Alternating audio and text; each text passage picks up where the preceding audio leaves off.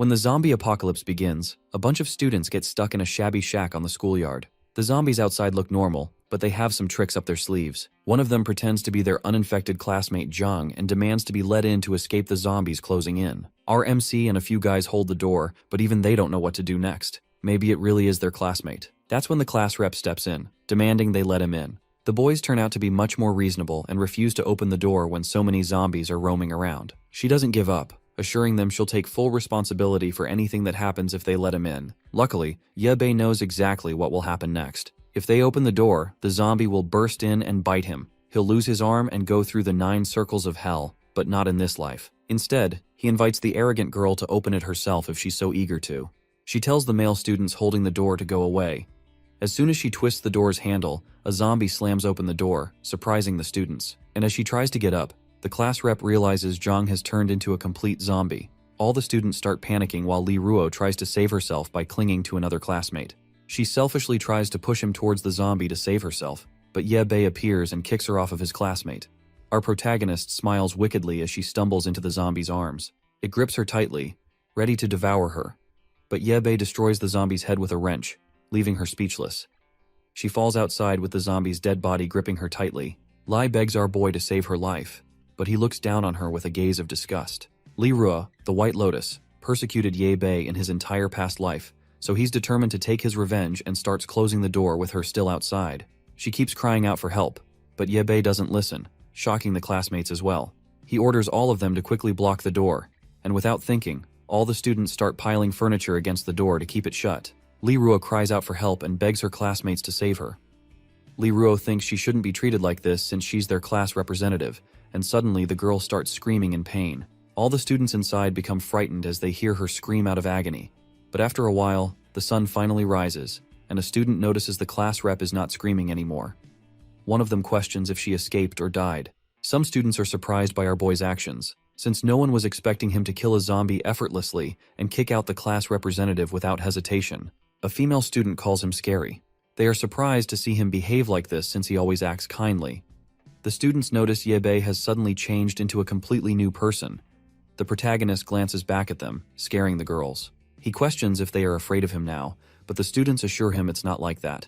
The guy holding the door thanks our boy for saving his life after he got dragged by the class representative. Another student thinks Lee got what she deserved, as she almost made all of them die alone with her. A female student says they were all able to save themselves thanks to Ye Bei.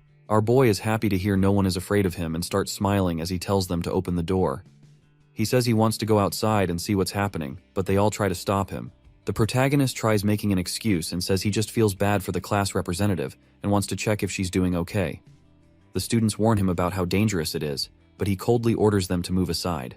His classmates become scared and have no choice but to listen to him. He opens the door and goes outside confidently with the wrench in his hand. Our boy notices the class representative and Zhang have both disappeared, and since the sun is finally out, the zombies are also leaving. His classmates shut the door on our boy and think he is way too dangerous after seeing him kick out the class representative. The students don't trust him with their lives, and looking at his expressions, they assume he might have been a murderer in his past life. They all decide not to let him in anymore, but our boy remains unfazed and wickedly smiles. The classmates realize he is not planning to come back at all and question what he's trying to do. They notice Ye Bei is working towards a female zombie. They call him crazy, but our boy confronts the female zombie confidently with a smile on his face and rushes towards her with a wrench in his hand. Everyone is shocked to see him run towards the zombie, but without hesitation, the protagonist destroys its head effortlessly using the wrench. He keeps smashing the female zombie's head non-stop. All the students watching call him completely insane. After the protagonist is done smashing its head to a pulp, he takes something out of its body. The protagonist finds a green glowing stone called an energy stone and starts grinning as he recalls it is the origin of the apocalypse and is an extremely crucial resource for the apocalypse mechanics. The protagonist notices a zombie coming from behind. A zombie tries to approach him, but he picks up his wrench and smashes its head without hesitation, leaving all the students shocked. One of them is surprised to see Ye Bei moving forward to kill the zombie himself. The student is in disbelief, remembering that Ye Bei was a complete coward. The guy questions if our boy was acting all this time and thinks he's very scary. Another student is also surprised by Ye Bei's behavior after seeing him kick out the class representative without hesitation. He suggests inviting Ye Bei back would be better so he can kill the zombies for them. But his classmate doesn't agree because he thinks Bei is completely insane. He tries to convince his classmates since there's no food inside the room they're hiding in. He's scared that eventually, they'll run out of food and die. Suddenly, Yebe uses his wrench to destroy the room's window and asks them to come out and start killing the zombies, claiming it's very exciting. The protagonist's classmates warn him to look behind as a zombie tries to bite him. Our boy remains calm, kicks its face to push the zombie back, and instantly kills it by smashing its head with a heavy tool. The zombie finally stops moving and falls down. Yebe's classmates watch him, their faces full of fear. He glances back at them and tells them he's not sure if he can avoid getting infected as a strange, disgusting liquid has stained his clothes. Our boy mentions that he was planning on traveling together with his classmates, but he believes he might turn into a zombie, so it's better they go their separate ways as he doesn't want to hurt his classmates. Yebe starts leaving the school grounds and hopes his classmates can survive the apocalypse as he leaves all of them behind. The students are shocked to see him leave just like that and become speechless. Yebe keeps walking and leaves the school area. As he's walking through the city, he observes the swarm of zombies and understands that this is the beginning of humanity's apocalypse. The zombie virus didn't take time to spread across the world, and almost 50% of the whole human population got infected. Politics, the economy, everything collapsed. With each passing day, zombies increased in numbers, and humans had to live in fear and despair as they fought for survival, space, food, and other resources, making the living conditions even worse. Dark Era is the name given to the zombie research by Professor Jang, our boy's father in his previous life. Because of the class representative, a zombie bit his arm, and he had to chop it off in order to survive. He spent 50 years in complete agony, suffering hunger, torture, and much more every single day until one day he was able to meet a mechanic who used his powers to send our boy back to the past before his death. The protagonist understands that he has regressed back. As he's walking through the city streets, a few humans peeking through their windows call him insane for walking around in the open like that without being scared. One of them assumes that after experiencing hunger, the protagonist has gone crazy. Another questions if they should call him inside since it is way too dangerous for him to be roaming outside like that. His friend tells him his idea is completely stupid since the outside is full of zombies, and they can't be sure if the boy is infected or not. Yebe walks through a kid's playground that's surrounded by a horde of zombies. They notice him and charge toward our boy to attack. The men watching him through their window call him stupid for coming outside at such a time for food. They assume he's going to be killed by the zombies, but the protagonist smiles confidently and destroys a zombie's head effortlessly with his tool. He doesn't stop and starts killing all the zombies one by one, shocking the men watching him. They question how he's so strong and brave. Meanwhile, from another window, Li Ruo looks down on the protagonist, determined to kill him someday, with the fire of revenge burning in her eyes. After he's done killing all the zombies, our boy notices more approaching him from behind. He becomes frustrated as he realizes the noise lured too many zombies. Yebe decides to make a run for it while the zombies chase after him. People inside the building observe Yebe's actions. Our boy finds a store and starts knocking on the door for help. The protagonist notices a camera and tells whoever is watching that he wants them to let him in since he's very injured, and a lot of zombies are chasing after him. The survivors watching him doubt anyone would let the boy come inside, but unexpectedly, the person inside the shop starts to open the shutters for him. The zombies catch up to our boy, so he quickly kills one of them to protect himself and throws his wrench at multiple zombies to buy himself time. The shutters open up and he quickly rolls inside. The zombies keep knocking on the shutters persistently, but our boy decides to ignore them and notices a girl hiding behind the shop's counter. Meanwhile, inside a nightclub building, some men are shocked to see a student capable of killing zombies with ease. They inform their boss, Centipede, about the boy who just killed 5 or 6 zombies and entered a convenience store. The boss starts laughing and finds it interesting after he learns that zombies are not as tough as he was expecting them to be. Centipede believes he can kill them too if a student was able to do it. Inside the convenience store, our boy grins and asks the girl to come out as he has already seen her. He orders her to hand him the keys to the shuttle door, but she remains silent and doesn't listen to him. Getting no answer from her, he starts acting like he's injured and begins screaming, asking her to save him. The kind girl rushes toward him with first aid in hand, but as soon as she gets close, he grabs her arm. She asks him to let her go, but he grips her arm tightly and demands the key from her. She becomes scared and tries to act like she has no control, but Yebe grabs it from her hand and throws her on the ground. The little girl quickly hides behind the store shelves and starts sweating anxiously. Our boy rudely kicks one of the shelves and yells at her, calling her an idiot for believing he was injured. He thinks she's extremely gullible and won't survive an apocalypse with such behavior. In Yebe's previous life, while it was raining outside, the girl from the convenience store used the first aid kit to stop any further blood loss. After she was done bandaging his arm, our boy showed his gratitude as she saved his life.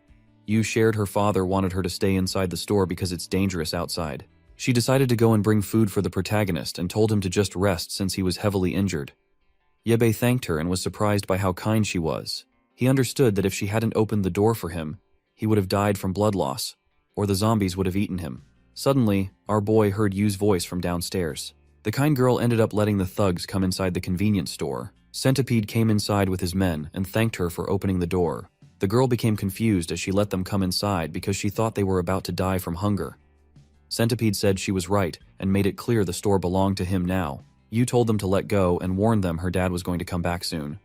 The thug boss didn't listen and told her he used her father as bait to lure the zombies away before coming inside. With an evil, disgusting look, Centipede decided to have some fun with the little girl, and our boy couldn't do anything but watch from behind a wall. He remembered the kind girl ended up getting tortured by evil people just because she was too gullible, and all our boy could do was hide since he was too scared to save her. The protagonist is determined to save her this time, and thinks he needs to first help her learn how evil and horrible the apocalypse world is. He doesn't care if she ends up hating him for it. The little girl knocks on the door. Our boy starts yelling at her for disturbing his bath. She tries to apologize and tells him she just wanted to give him new clothes as his old ones were too dirty and stained with blood. Yebe rudely tells her to disappear after leaving the clothes outside.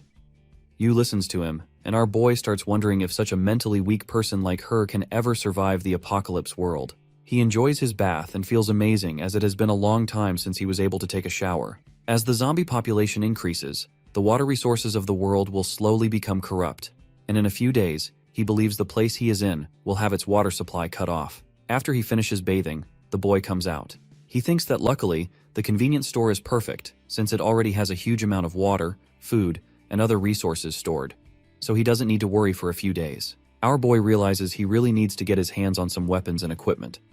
Yebe looks at himself in the mirror and is surprised to see his younger self again. He touches his soft and tender skin and feels amazing since his back and legs are not in pain.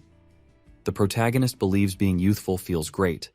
He notices he doesn't have any muscles or abs, and our boy realizes he needs to train his body again. He comes out of the bathroom and finds the shirt she left for him. Yebe starts yelling at the girl for bringing him a suit, as he can't fight zombies wearing such clothes. She becomes speechless. Meanwhile, at the nightclub building, Centipede tells his men to listen closely and shares that they still have some liquor and food, but it's not going to last very long. So, in order to survive, they need to create a base to deal with the apocalypse. He points towards the convenience store and says they need to kill the zombies and rob the store so they can ensure they have enough food and resources to survive. Centipede remembers that the convenience store only has a cute girl and the student from earlier inside. The boss orders his men to steal all the food and resources and bring him the cute girl. His men follow his instructions and decide to charge towards the convenience store.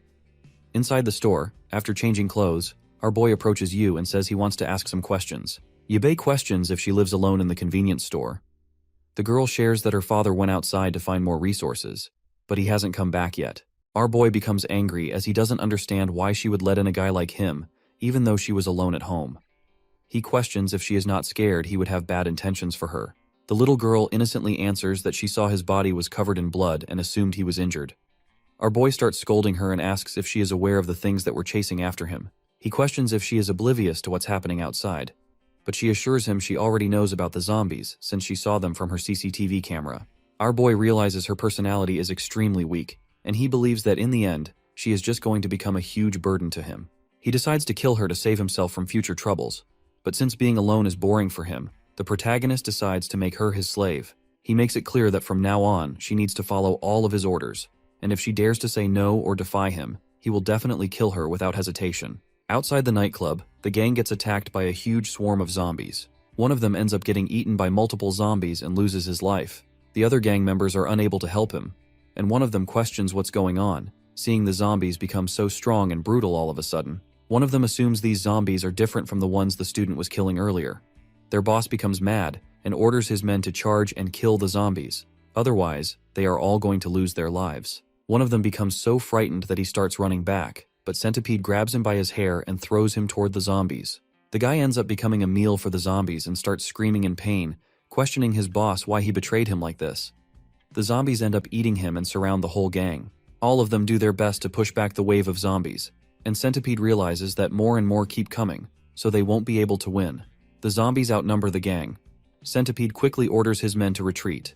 They run back toward the nightclub to save their lives. Meanwhile, inside the convenience store, the innocent girl brings cup noodles for our boy and gives him the hot water he asked for as well. Our boy tells her to leave him, as he doesn't need her anymore, and tells her not to disturb him unless she gets called by him. She listens to him and leaves the room. He opens the cup noodles lid and, without waiting, the protagonist starts devouring the noodles like an animal.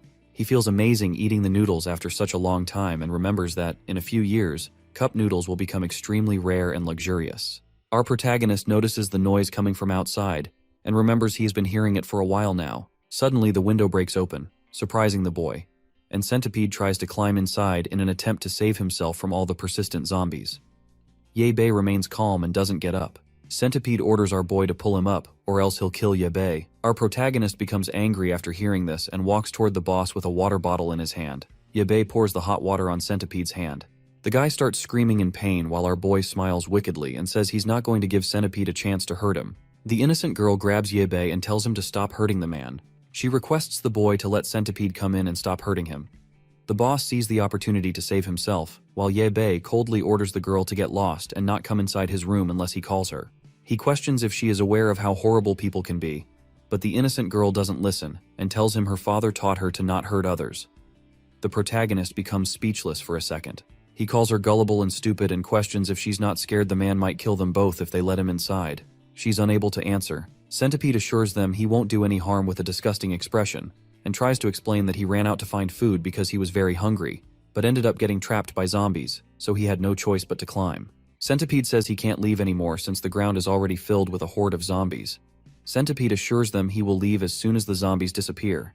The protagonist regrets not killing the ugly man earlier, and understands it's going to be difficult now because of the little girl. Ye-Bei notices a paper cutter on the table.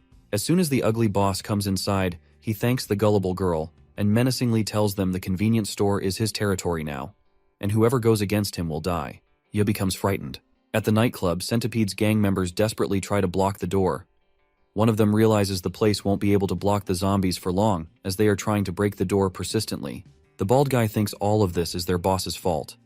If they hadn't listened to Centipede, they would have been able to stay at the nightclub for at least another month. One of them doesn't remember where Centipede went after they got separated by the zombies.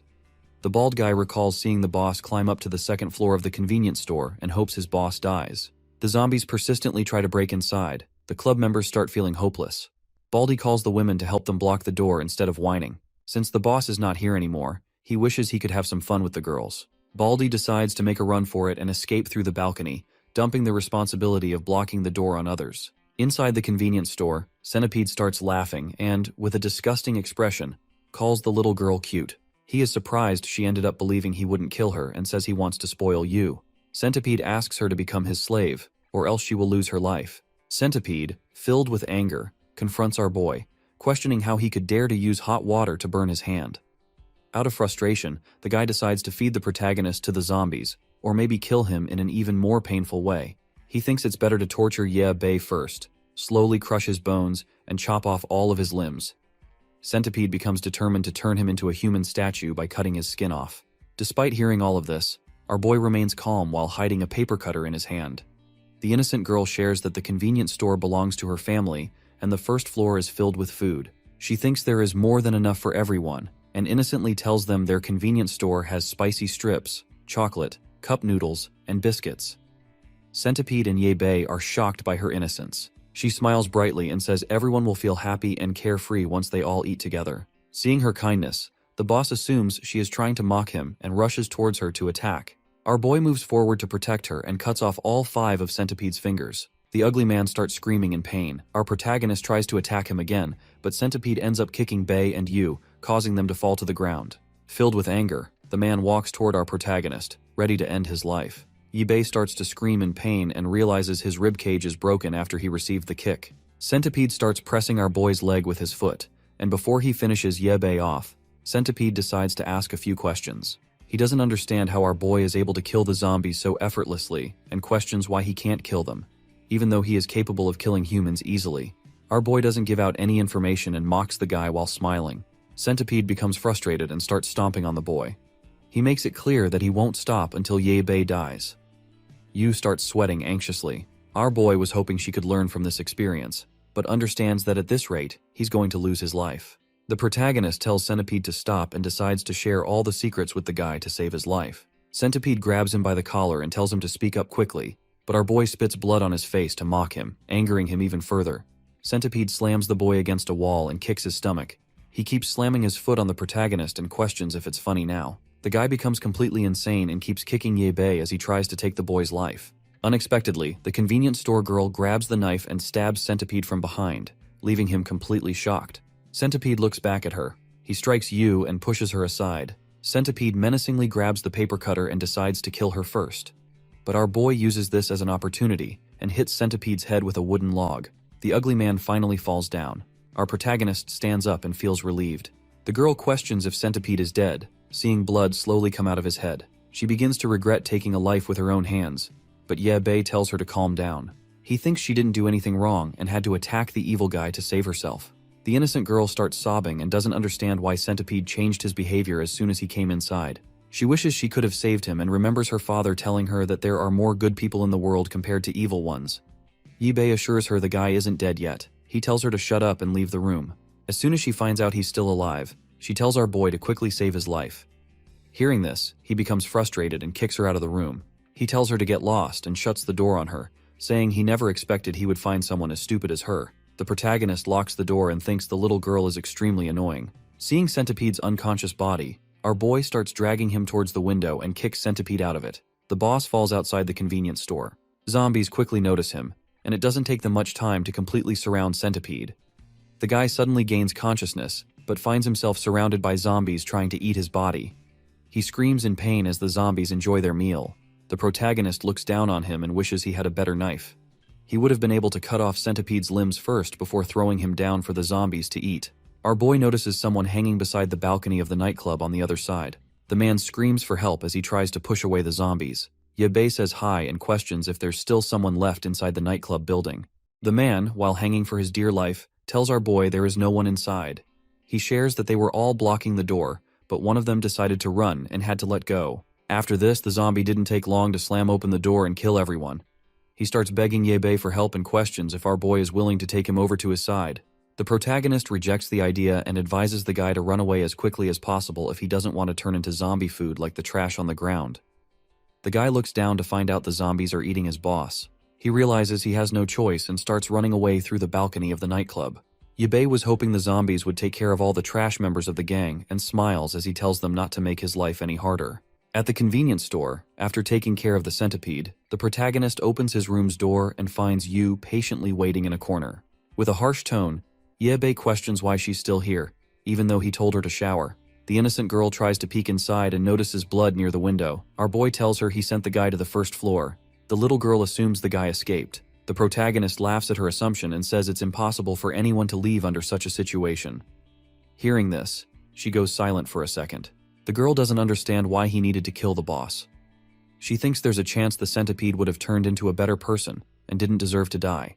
Yabe slams his hand on the wall to scare her and shouts at the girl. He questions if she has ever read the story of a snake and a farmer. The protagonist tries to teach her that the centipede would have tried to kill them if she had saved him. Yabe makes it clear that he's a selfish villain as well, and that they need to keep killing each other in order to survive in the new world of zombies that's filled with danger.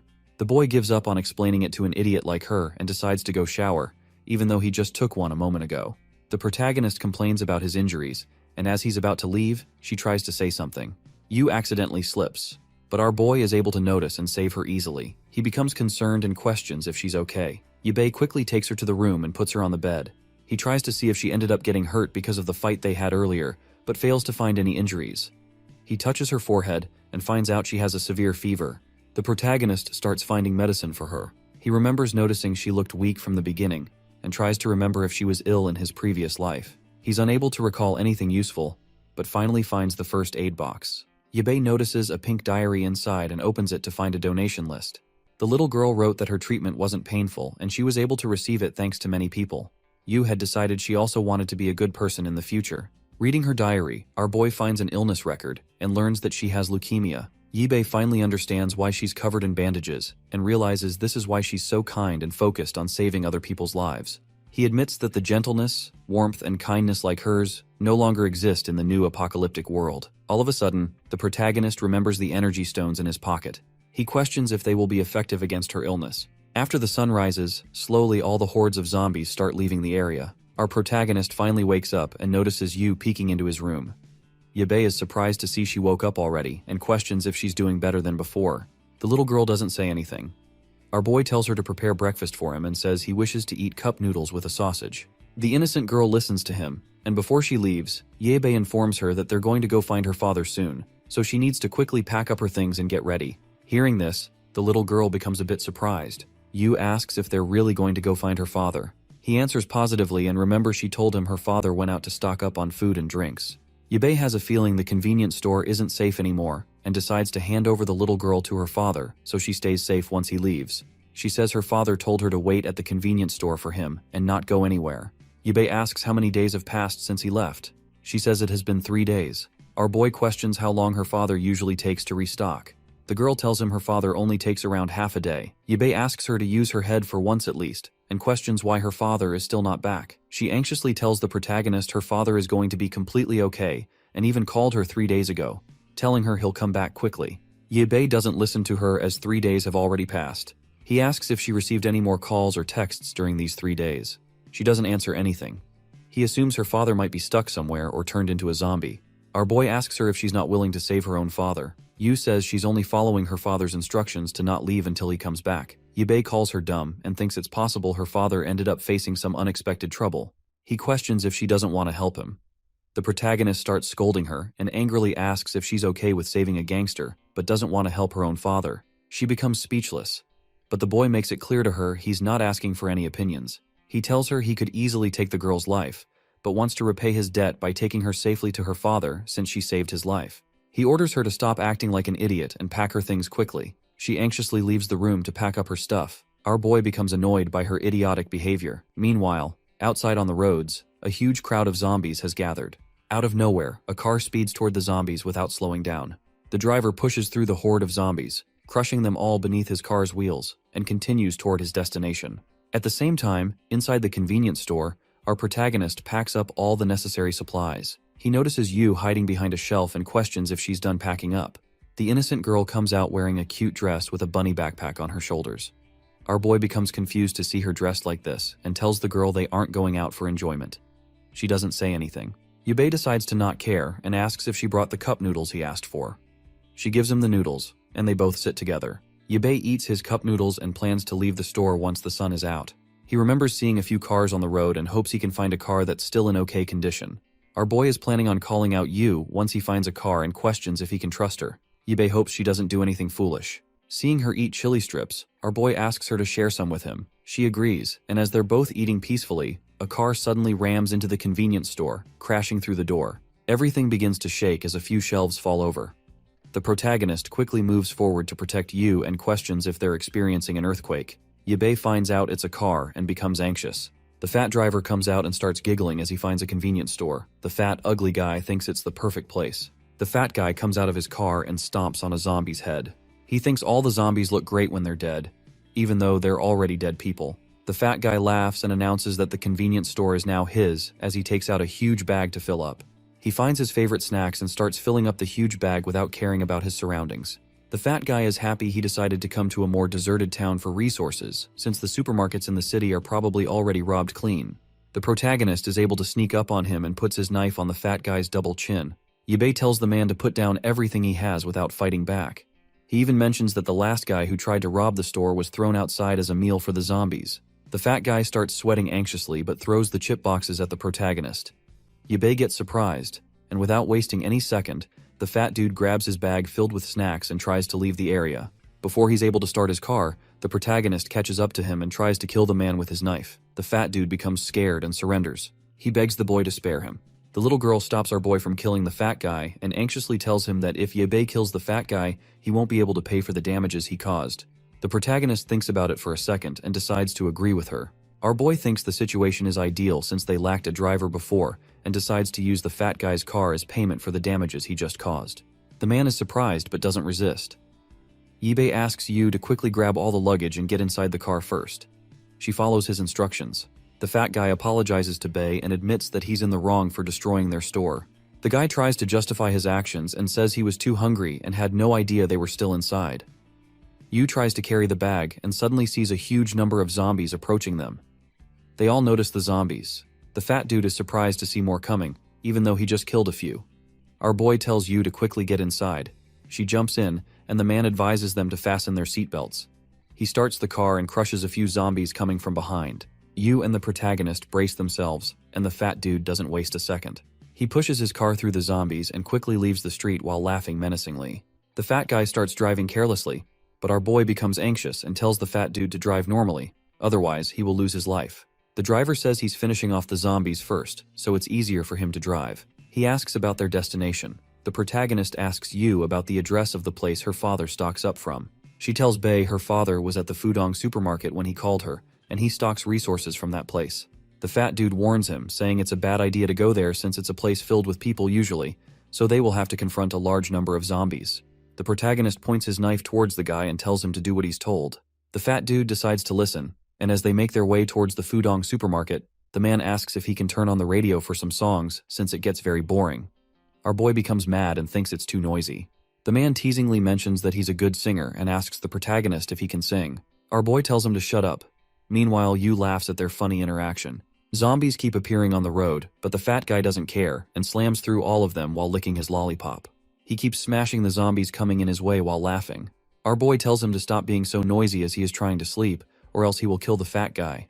The man becomes anxious but says he is bored since Bei doesn't let him listen to any music. He asks the boy to at least let him enjoy killing some zombies and assures him not to worry about the car, as crashing through zombies is a piece of cake since it is a tough vehicle. Our boy doesn't care about his excuses and points his knife at the fat guy once again, telling him to do as he says. Suddenly the car stops moving.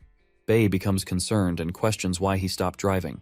The chubby dude tells him their vehicle is out of fuel. This surprises the boy, and he becomes mad at the fat dude, but the guy tries to defend himself and says he didn't find any petrol stations nearby. Yu becomes anxious as well. Our boy tells him to act as a meat shield and get out of the car to lure all the zombies away. The chubby dude tries eating his favorite snacks before he dies, which frustrates the boy even more. Yu looks outside the window and becomes frightened to see a zombie persistently trying to come inside. It doesn't take much time for their vehicle to be surrounded by a huge number of zombies.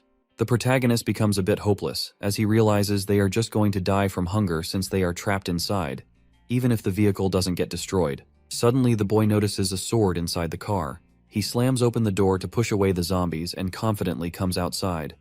A zombie tries to attack him, but he swiftly uses the sword he found to cut its head. Yu is surprised to see the protagonist fight. Bei likes the new sword, and as he notices a zombie coming from behind, our boy understands that the starter zombies are not strong enough to handle a normal sword. He swings it and destroys another zombie's head. A few more charge towards the protagonist, but he swiftly kills all of them one by one. The fat dude is astonished to see him fight like this, and calls the boy strong. Yu is also left speechless. Bei opens the car's door and tells the stupid chubby dude to come outside. The man tries to resist, but our boy tells him to calm down and helps him understand that if they stay where they are, sooner or later, they will die unless the fat dude follows his instructions. Bei remembers seeing a lot of vehicles on their way and thinks that they might be able to find fuel in some if they are lucky enough. He shares his plan and tells the chubby dude that he will handle all the zombies on the road, and once the guy finishes filling up fuel, he can step on the accelerator and finish off the rest of the zombies.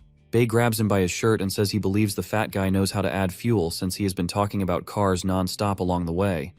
The chubby dude has no choice but to follow his instructions. Bei orders Yu to not leave the car. She listens, and as the fat guy comes out, he tells our boy he's still not mentally prepared. The protagonist instructs him to find a few bottles to fill the fuel. The chubby guy informs him there are no empty bottles, but our boy tells him to pour out all the liquid and quickly do as he says. Our boy starts fighting the zombies, and while observing him kill the zombies, the chubby guy realizes he failed to scare the boy and was not expecting him to act like this. Our protagonist continues to defend the car. Suddenly the fat guy calls him back, which confuses our boy. The guy tells Bei he had forgotten their vehicle has fuel tanks as well, and finds out that the protagonist is not a normal person. He decides to make use of Bei. Our boy finishes off another zombie, and as soon as he hears the chubby dude mention fuel, he becomes angry. The fat guy tries to defend himself and asks the protagonist to calm down. He quickly starts to add fuel to the vehicle before Bei scolds him. The protagonist tells him to add the fuel later. He instructs the chubby dude to help him collect something. Our boy shows the marble known as the energy stone, and explains that the guy will be able to find these pearls inside a zombie's brain. He asks the man to help him get them out. The fat dude becomes confused. Bei shows him how to remove the pearls from a zombie's brain and questions if he understands now. The driver finds it disgusting and wishes to go back inside the vehicle, but our boy threatens him and says he will turn into mincemeat if he doesn't follow the instructions. The driver decides to listen but questions how he should do the digging since he doesn't have a sword. Bei orders him to use his mouth and shares his plan that he will handle the killing. The fat guy needs to dig the stones, and if he slacks off, our boy makes it clear that he will take his life. Bei starts killing the zombies. Seeing the dead zombie corpses, the driver becomes disgusted. Just seeing them from near makes him puke, but the chubby dude decides to accept his fate and tries finding a shovel from his car since he needs to dig into their brains. He tells the protagonist that despite being a fat guy, he is scared of pain and wants our boy to protect him while he does the digging. Bei tells him to shut up and start digging. The driver wonders if he should trust the zombies won't move while he digs their brains. He notices that each attack cuts their head open and learns that the boy is very strong. He starts digging and thinks the zombie's brain is very fragile.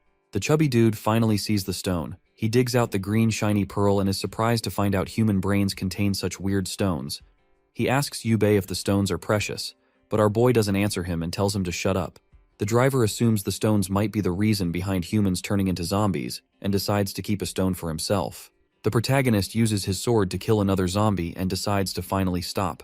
He thinks he doesn't need to care about the ones in the distance. Bei is still not used to his younger body and thinks he needs to improve his movements. Our boy asks the fat dude about the pearls. The driver proudly shows multiple pearls in his hand and shares that he has gotten better at digging. After persistently digging for a while, the chubby dude finds it fun.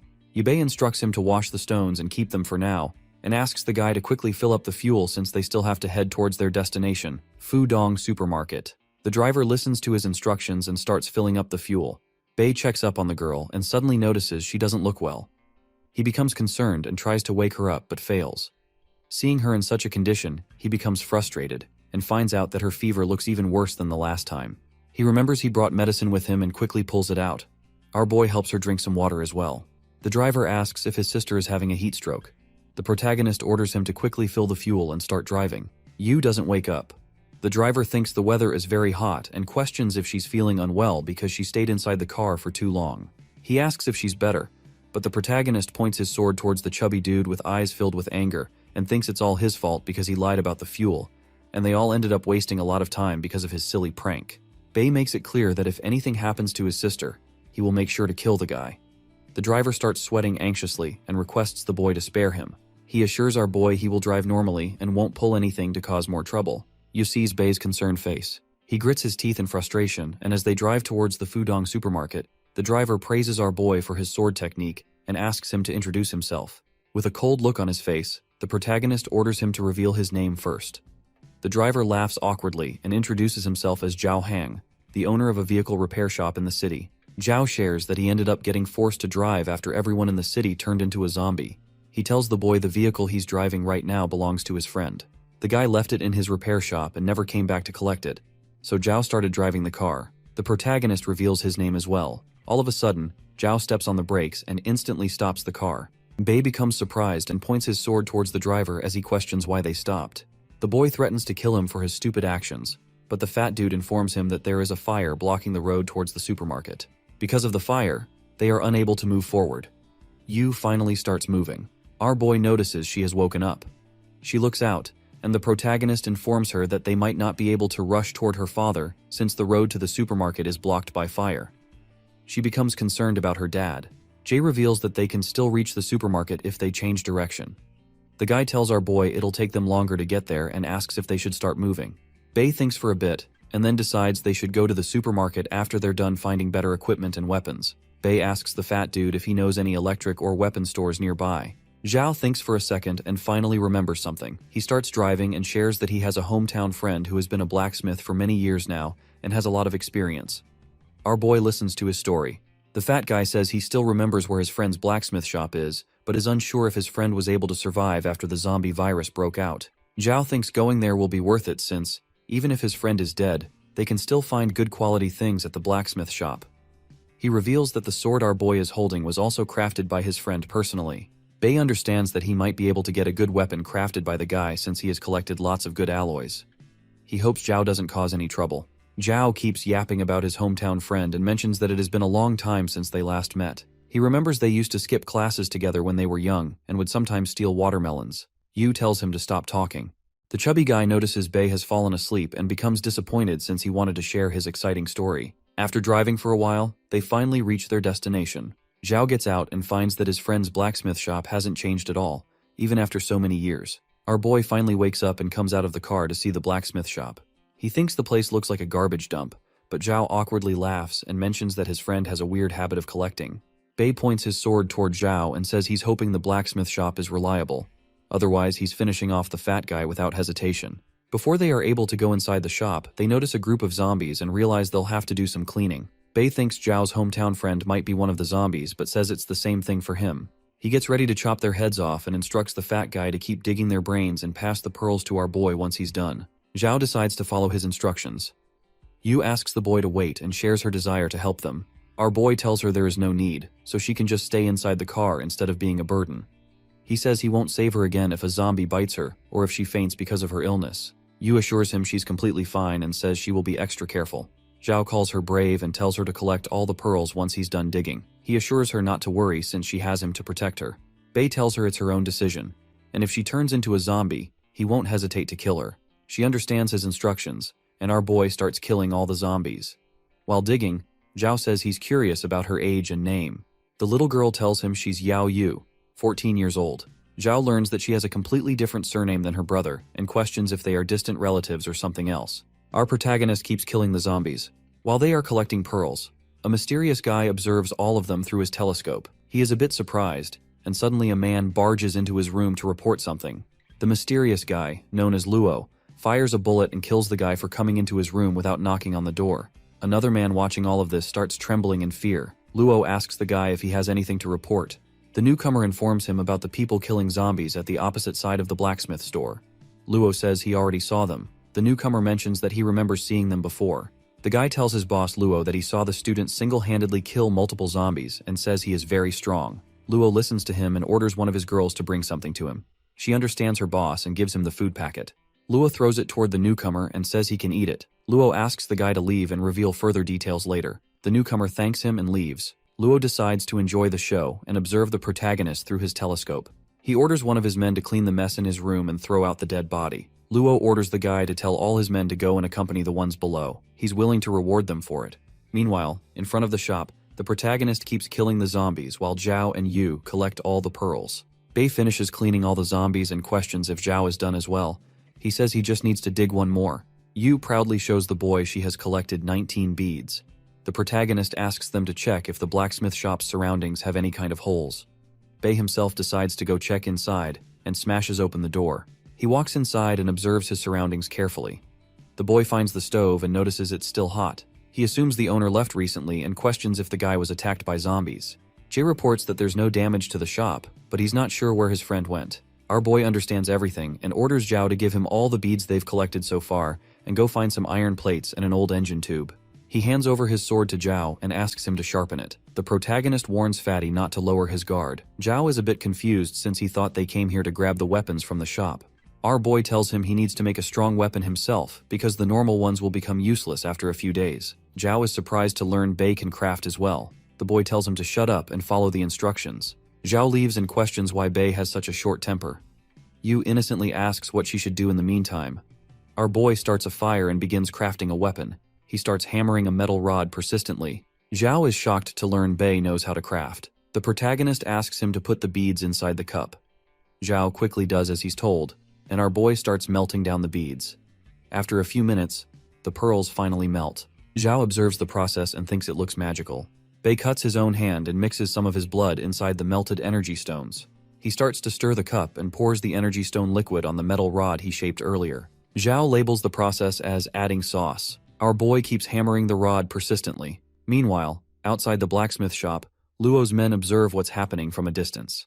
The newcomer tells the other thugs the protagonist can kill zombies effortlessly, like cutting vegetables. He doesn't understand why Luo sent all of them to die. A musclehead thug thinks he might get a box of supplies as a reward if he's able to catch Bei alive. Another thug shares his desire to spend some time with a beautiful woman and asks if there's anything better than that. One of the thugs wonders why their boss took a liking to Ye Bei and thinks it'll be easier for them to attack now since the zombies in the area have already been cleared by the boy.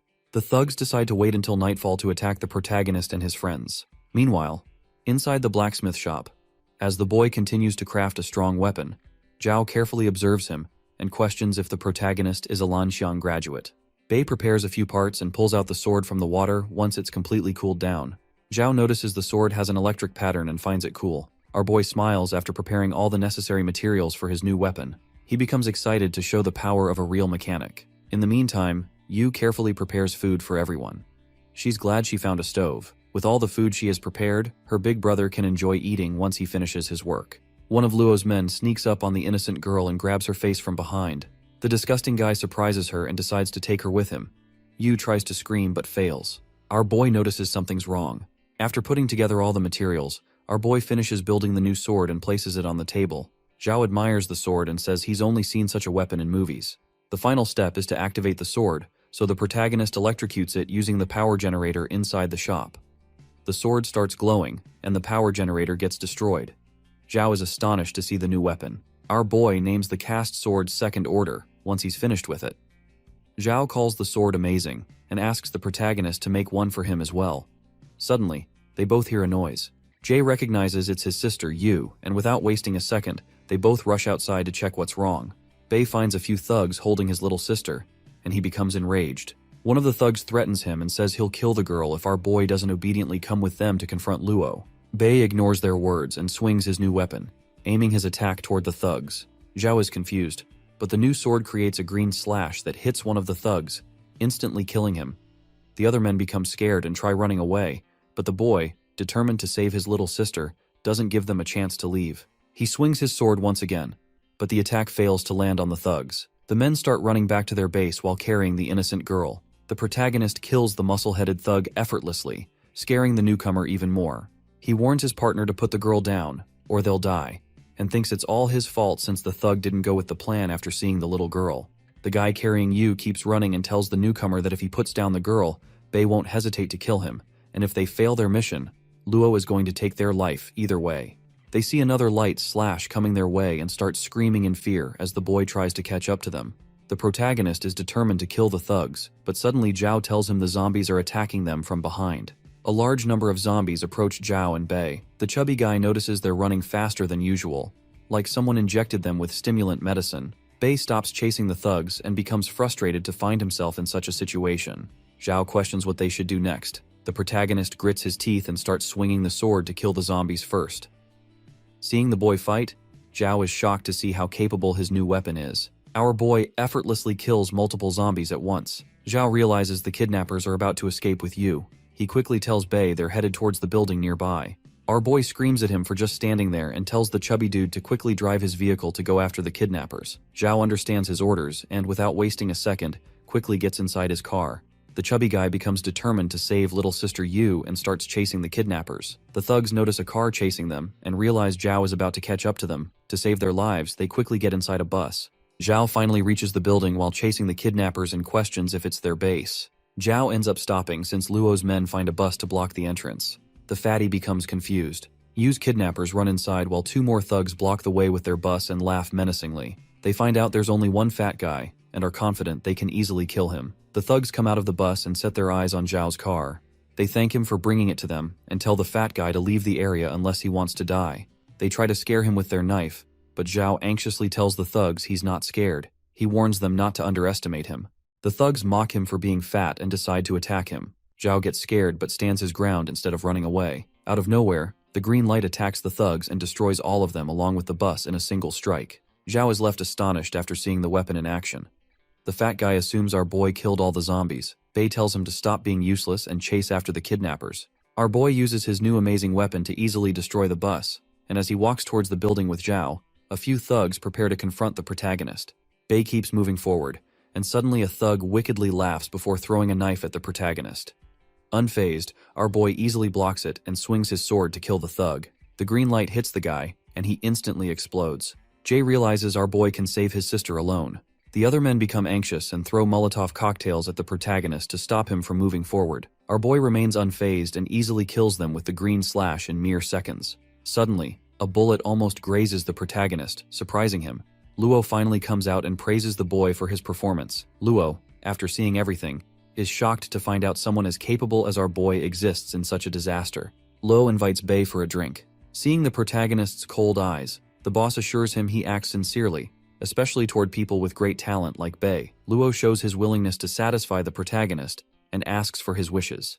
Our boy doesn't change his mind, but Luo points his gun at Sister Yu and warns the protagonist not to move forward. He shows Yu and assures Bei they're taking good care of her. Luo says she's sleeping soundly and asks the protagonist not to disappoint his good intentions, since he's showing our boy so much kindness. Luo is aware he stands no chance against the protagonist, but asks if Bei wants to see if his sword is faster than a gun. Bei remains silent.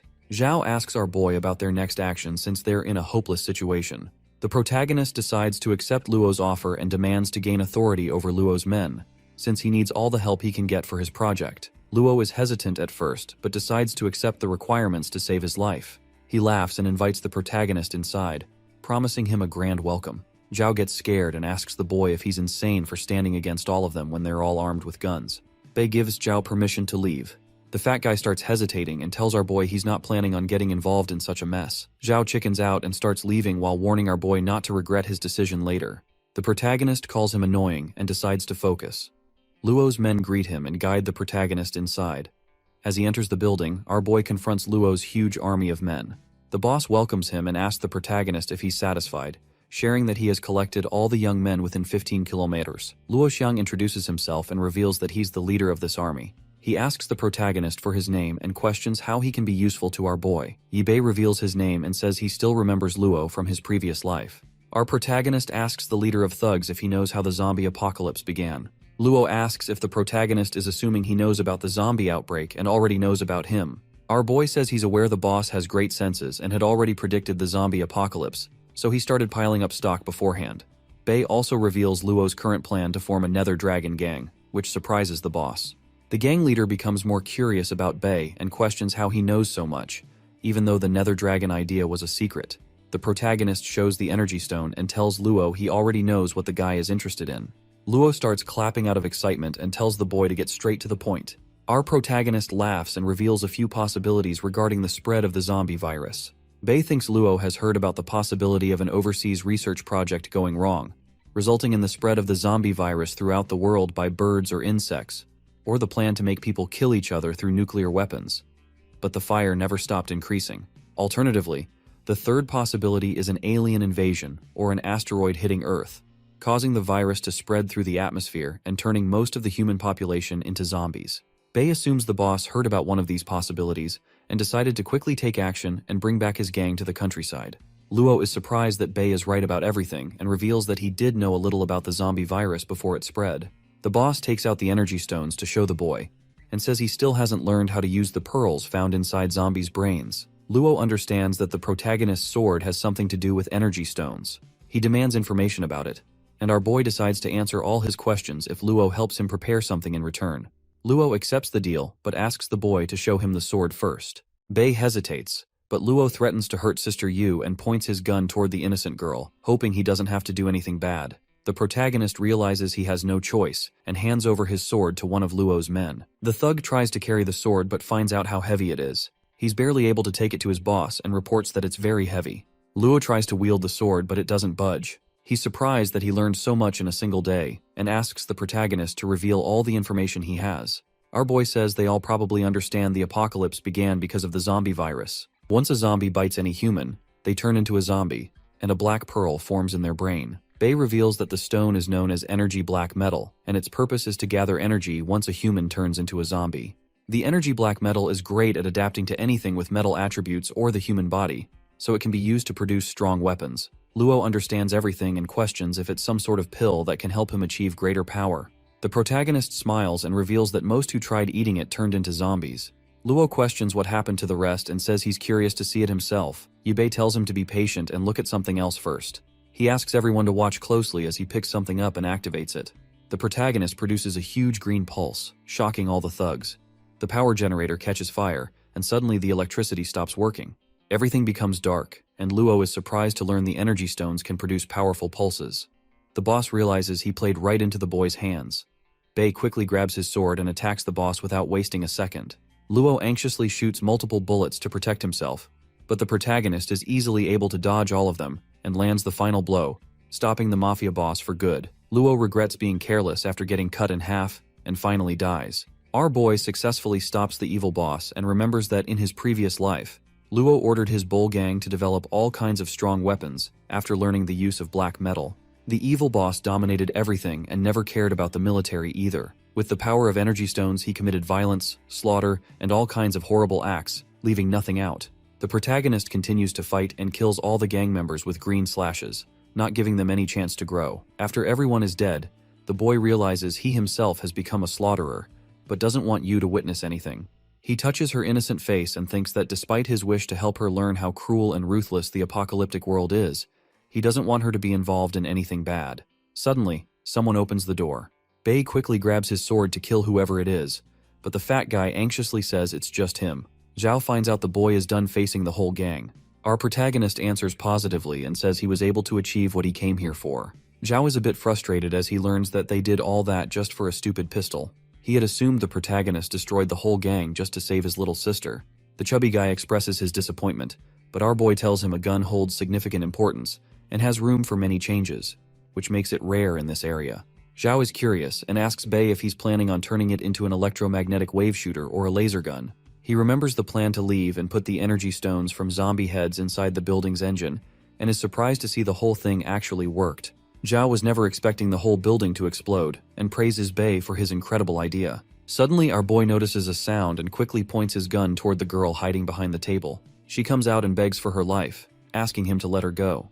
The fat guy is surprised to see such a beautiful girl involved with the gang. She tries to explain herself and shares that she was kidnapped by the group leader Luo. The ruthless guy turned her into a complete slave and made her suffer extreme bullying and torture. She requests our boy to let her go, but he demands to know where Luo was keeping his resources. To save her life, the woman agrees to lead him there. Zhao starts questioning where she's from and asks about her family members as well. The woman shares that she came from the city of West. She also had a little sister, but they ended up getting separated when the apocalypse began. They reach the elevator. She becomes confused to see it's not working and reveals that they need to go to the 6th floor for the storage room. Zhao mentions that there's no electricity anymore, so Bei decides to go alone with the woman and instructs the chubby guy to stay in a room and protect his little sister. In the main hall, between the dead bodies of all the other gang members, the newcomer, full of injuries, crawls out and starts begging for his life. He suddenly notices the gang leader Luo's dead body and loses hope. The newcomer finds the green pill on the ground, and after some struggle, he's able to grab it and remembers learning that it's an energy stone. He recalls the conversation between his boss and Bei. His body starts giving up, so with no other choice left, he decides to eat the energy pill. As the pill enters his body, he starts feeling extreme pain, and his body starts transforming. Unable to handle the pain, the newcomer screams in pain. Inside the room, Zhao notices the screen, and Sister Yu wakes up as well. The little girl gets up and is confused to see her surroundings. Fatty fills her in on whatever happened and reveals that her brother fought many gangsters who kidnapped her, and he was able to deal with all of them alone. Yu is shocked and becomes concerned about her big brother, but the door opens, and Bei comes back as well. He's relieved to see she woke up. She quickly questions if he's alright. Zhao is curious and asks if our boy was able to find anything on the 6th floor. Bei explains to him that he was able to find good treasure, but it's going to be hard moving all the resources today, so he plans on waiting till tomorrow.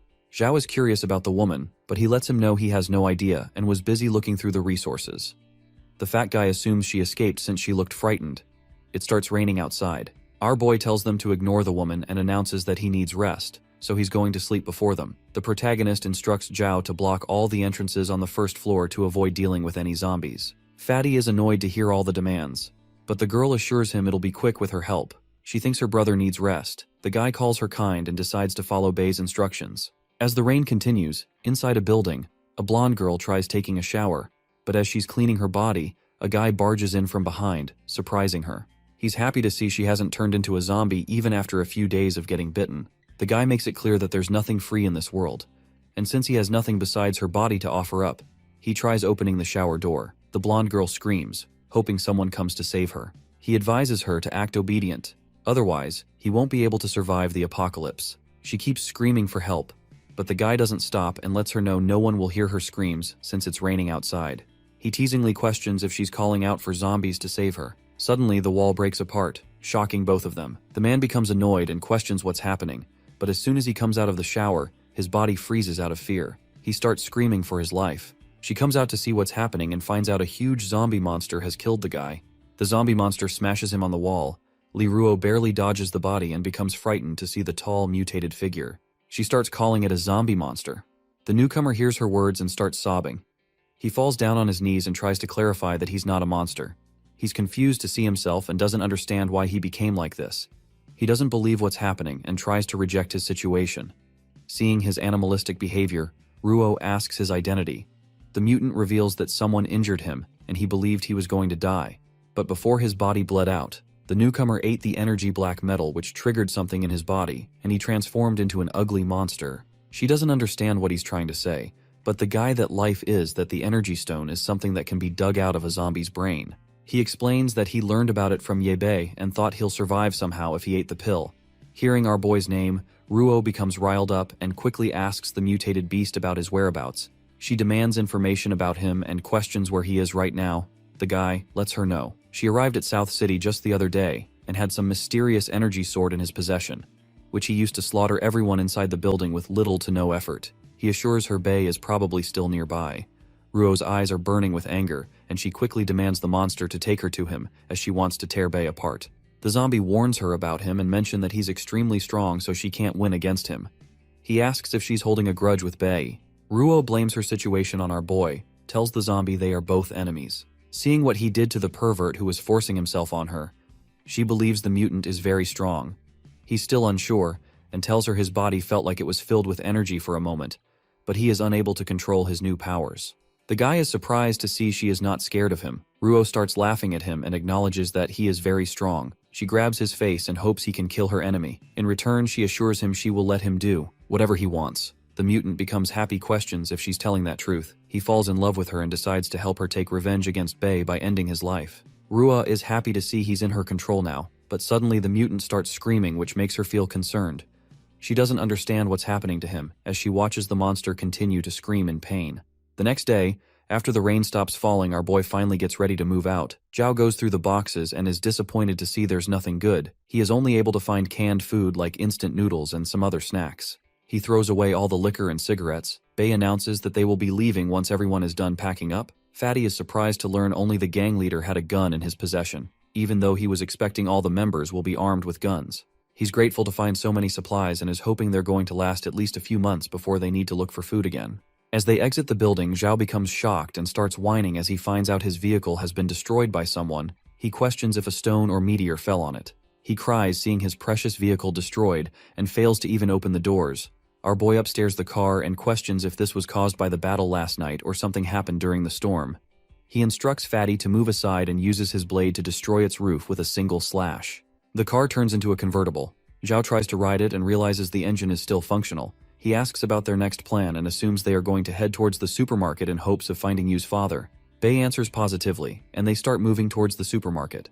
Zhao feels great driving a convertible, but he is aware they won't be able to survive against zombies if they get surrounded. They spot some zombies chasing students. Zhao becomes concerned while our boy notices their uniforms. The students beg and scream to be saved from the zombies. Bei smiles as he finds out they're his classmates. He comments they're still energetic. All the students try running towards safety and beg for their lives. The zombies persistently follow them, and suddenly one of the female students trips and falls down. She gives up and tells her classmates she won't be able to run anymore. The zombies get closer, but our boy intervenes and easily kills all of them in a single swing. The green light wave cuts all the zombie heads at once, leaving the students speechless. They are shocked to see it's Yebei. He greets them with a wicked smile, and they all start thanking him for their lives. They believed they were going to die soon and are relieved to run into Bei. One of the classmates notices the amazing sword and asks where he found it. He reveals that he's headed towards Nan City, and since they have finally escaped the school grounds, he questions what his classmates are planning to do. They explain that after escaping from school, they learned there's a human camp at Lake Island, so they are all planning to go there. Their journey has been tough, and a few classmates ended up turning into zombies along the way. They ask if Bei owns the vehicle he's riding and request him to help them travel as well. One of the female classmates begs for some food and mentions that they couldn't eat anything at all since yesterday. She hopes Bei can maybe share some extra food and assures him just a little bit is fine. Sister Yu is worried about her brother's classmates seeing them in such a condition. Zhao starts smiling as he assumes the students are just looking at his vehicle. He admits it's less cool than before. Our boy shuts everyone up and questions why they're so noisy. He demands them to follow his instructions and reveals that since there's not much food left, he won't be able to give anyone rides, but he is willing to share some of his food with them. but in return, they need to help him with something first. The classmates are happy to hear this and agree on doing anything he wants them to do. Bei calls out Fatty and tells him to explain the same rules to all the students. Zhao is glad to see it's his turn to lead. Our boy explains that he's going to kill all the zombies himself, and all they need to do is just clean up once they're dead. The students remain confused, but Fatty comes in and decides to demonstrate how it's done. All the students watch him closely as he digs into a zombie's head and pulls out a small marble. He shows the little energy stone to everyone. Some of the female classmates faint, and they're all left speechless. Sister Yu assures them it's not that hard, and the zombies' heads are very soft, so they can easily dig out the pearls. She shows there's no reason to be scared. Seeing her dig out the pearls, the students question what she's been through. Zhao lends out some shovels and knives to all the students so they can easily dig out the little energy stones. He advises them to be careful and not get bitten by any zombies. One of the guys is curious to know why Bei is after these pearls and is amazed to find out zombie brains have such stuff inside of them. Our boy focuses forward and persistently keeps killing all the zombies. Meanwhile, the students help him dig out as many energy stones as possible. After 2 whole hours of continuous digging, Zhao shows his boss they were able to collect a huge bag of pearls. He praises everyone's hard work, and according to the deal, Bei tells Fatty to give his classmates some food. Zhao doesn't understand why his boss is giving them their food without asking for his opinion. He starts feeling pain in his chest as he realizes he has no other choice left but to share his food with the students. Out of nowhere, the mutated beast lands on the car, shocking everyone. The ugly monster starts screaming. Bei recognizes it's a mutated ability user and questions what it's doing here. He doesn't understand the situation and quickly warns everyone to move away. The mutated beast quickly attacks him, but the protagonist is able to dodge it. He swings his sword as well, but the monster saves itself and steps back. Rua starts clapping and laughs. She's happy to finally find her enemy. Bei and his classmates are shocked to see she's still alive. The class rep reveals that she stayed alive just to take her revenge on the protagonist. She orders the mutant to move forward and quickly finish Bei. He becomes frustrated and questions why the monster is happily listening to her instructions. As they both face each other, suddenly a huge fireball almost hits both of them. Another mutated beast appears on a building nearby. Its body is covered in flames. Somewhere on a yacht, a man peacefully drinks his cigar and starts laughing at the zombie's inability to fly or swim. He assumes he's completely safe just because he's in the middle of a lake. A butler of his praises the guy. The man decides to aim for all the resources on the nearby boats so they don't have to worry about food for a little while longer. Out of nowhere, the boats explode, surprising the man and his butler. A mutant with a body covered in flames comes flying out and charges towards the old guy's boat. He becomes frightened and is unable to do anything against it. After a while, the same burning mutant reaches the buildings near the protagonist and attacks them with a fireball. Our boy doesn't understand why he's seeing another ability user. He observes that it's wielding a different element. Rua notices the fire mutant and asks her partner if he knows anything about it. He answers negatively, and all of a sudden, the fire mutant jumps off the building and comes rushing towards Ruo's partner.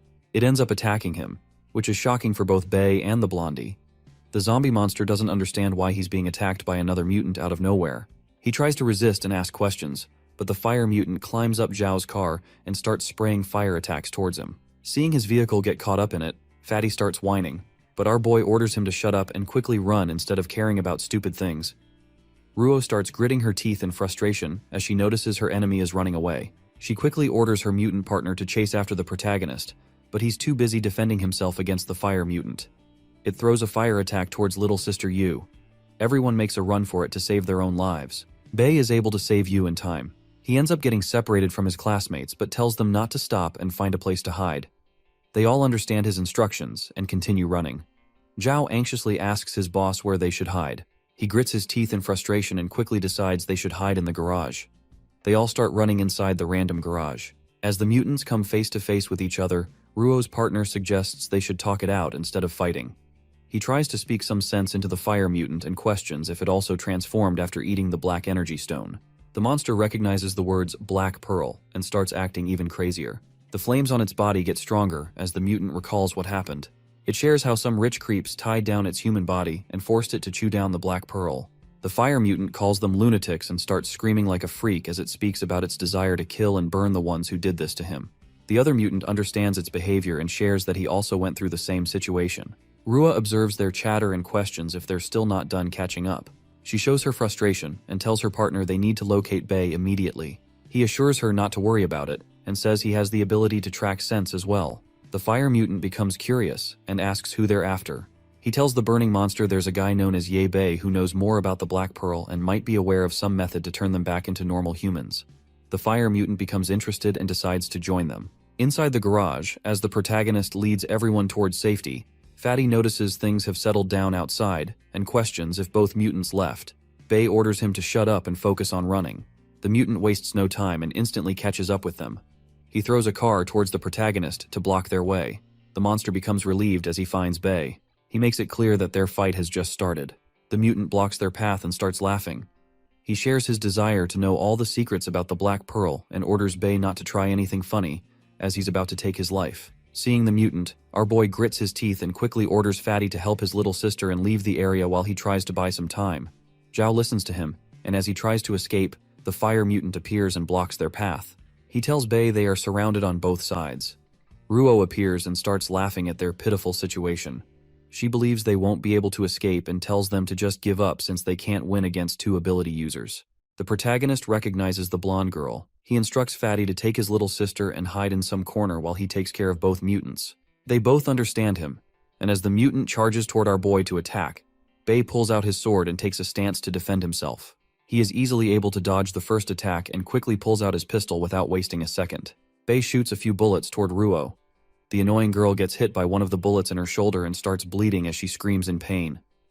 Her mutant partner becomes concerned and rushes back to protect her fragile body. Bei keeps shooting more bullets, but the mutant uses his own body to protect the blonde and warns him not to hurt her. The protagonist attacks him with the special sword, but the mutant dodges the slashes by jumping forward and starts escaping the garage while carrying Ruo's body. The fire monster sneaks up from behind and starts overpowering Bei with its flames. Little sister Yu, while watching her brother fight, becomes concerned and pulls out a little axe from her bag. She throws it toward the fire monster and is able to actually hit its head. Zhao tries to stop her, but the monster ends up focusing on her. Bei uses this chance to attack the fire mutant and destroys one of the pipes inside the garage to release water onto the monster's flames. As the fire slowly dies, Bei attacks it with his sword and is able to cut one of the monster's limbs. The fire mutant starts screaming in pain and becomes afraid of the protagonist. He doesn't waste a single second and tries to finish the monster's life, but it's able to dodge his attack and starts escaping the garage with the other mutant. The monsters ask Bei to wait for the next time, as they're about to make him pay in the future. They all pull a tactical retreat and leave the garage. After facing both monsters alone, Bei reaches his body's limit and falls to his knees. Sister Yu becomes concerned and rushes toward him.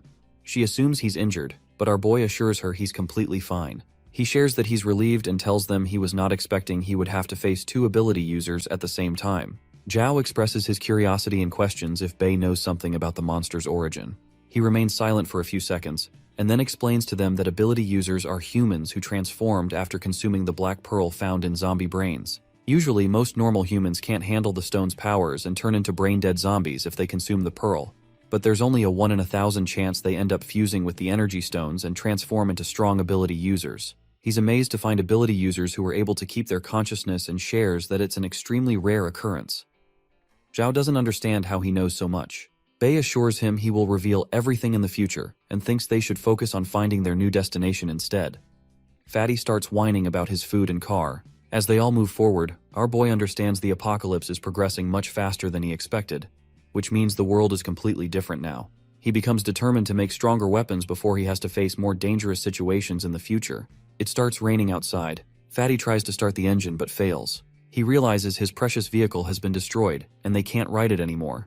He pulls out the food and other resources to survive, and notices all entrances to the garage have been blocked by broken cars. Zhao starts stressing as he finds out they can't make use of the good vehicles parked inside. He hands Bei and Yu a huge green cloth to save themselves from the rain and questions if they should continue to find a good vehicle or take shelter from the rain instead.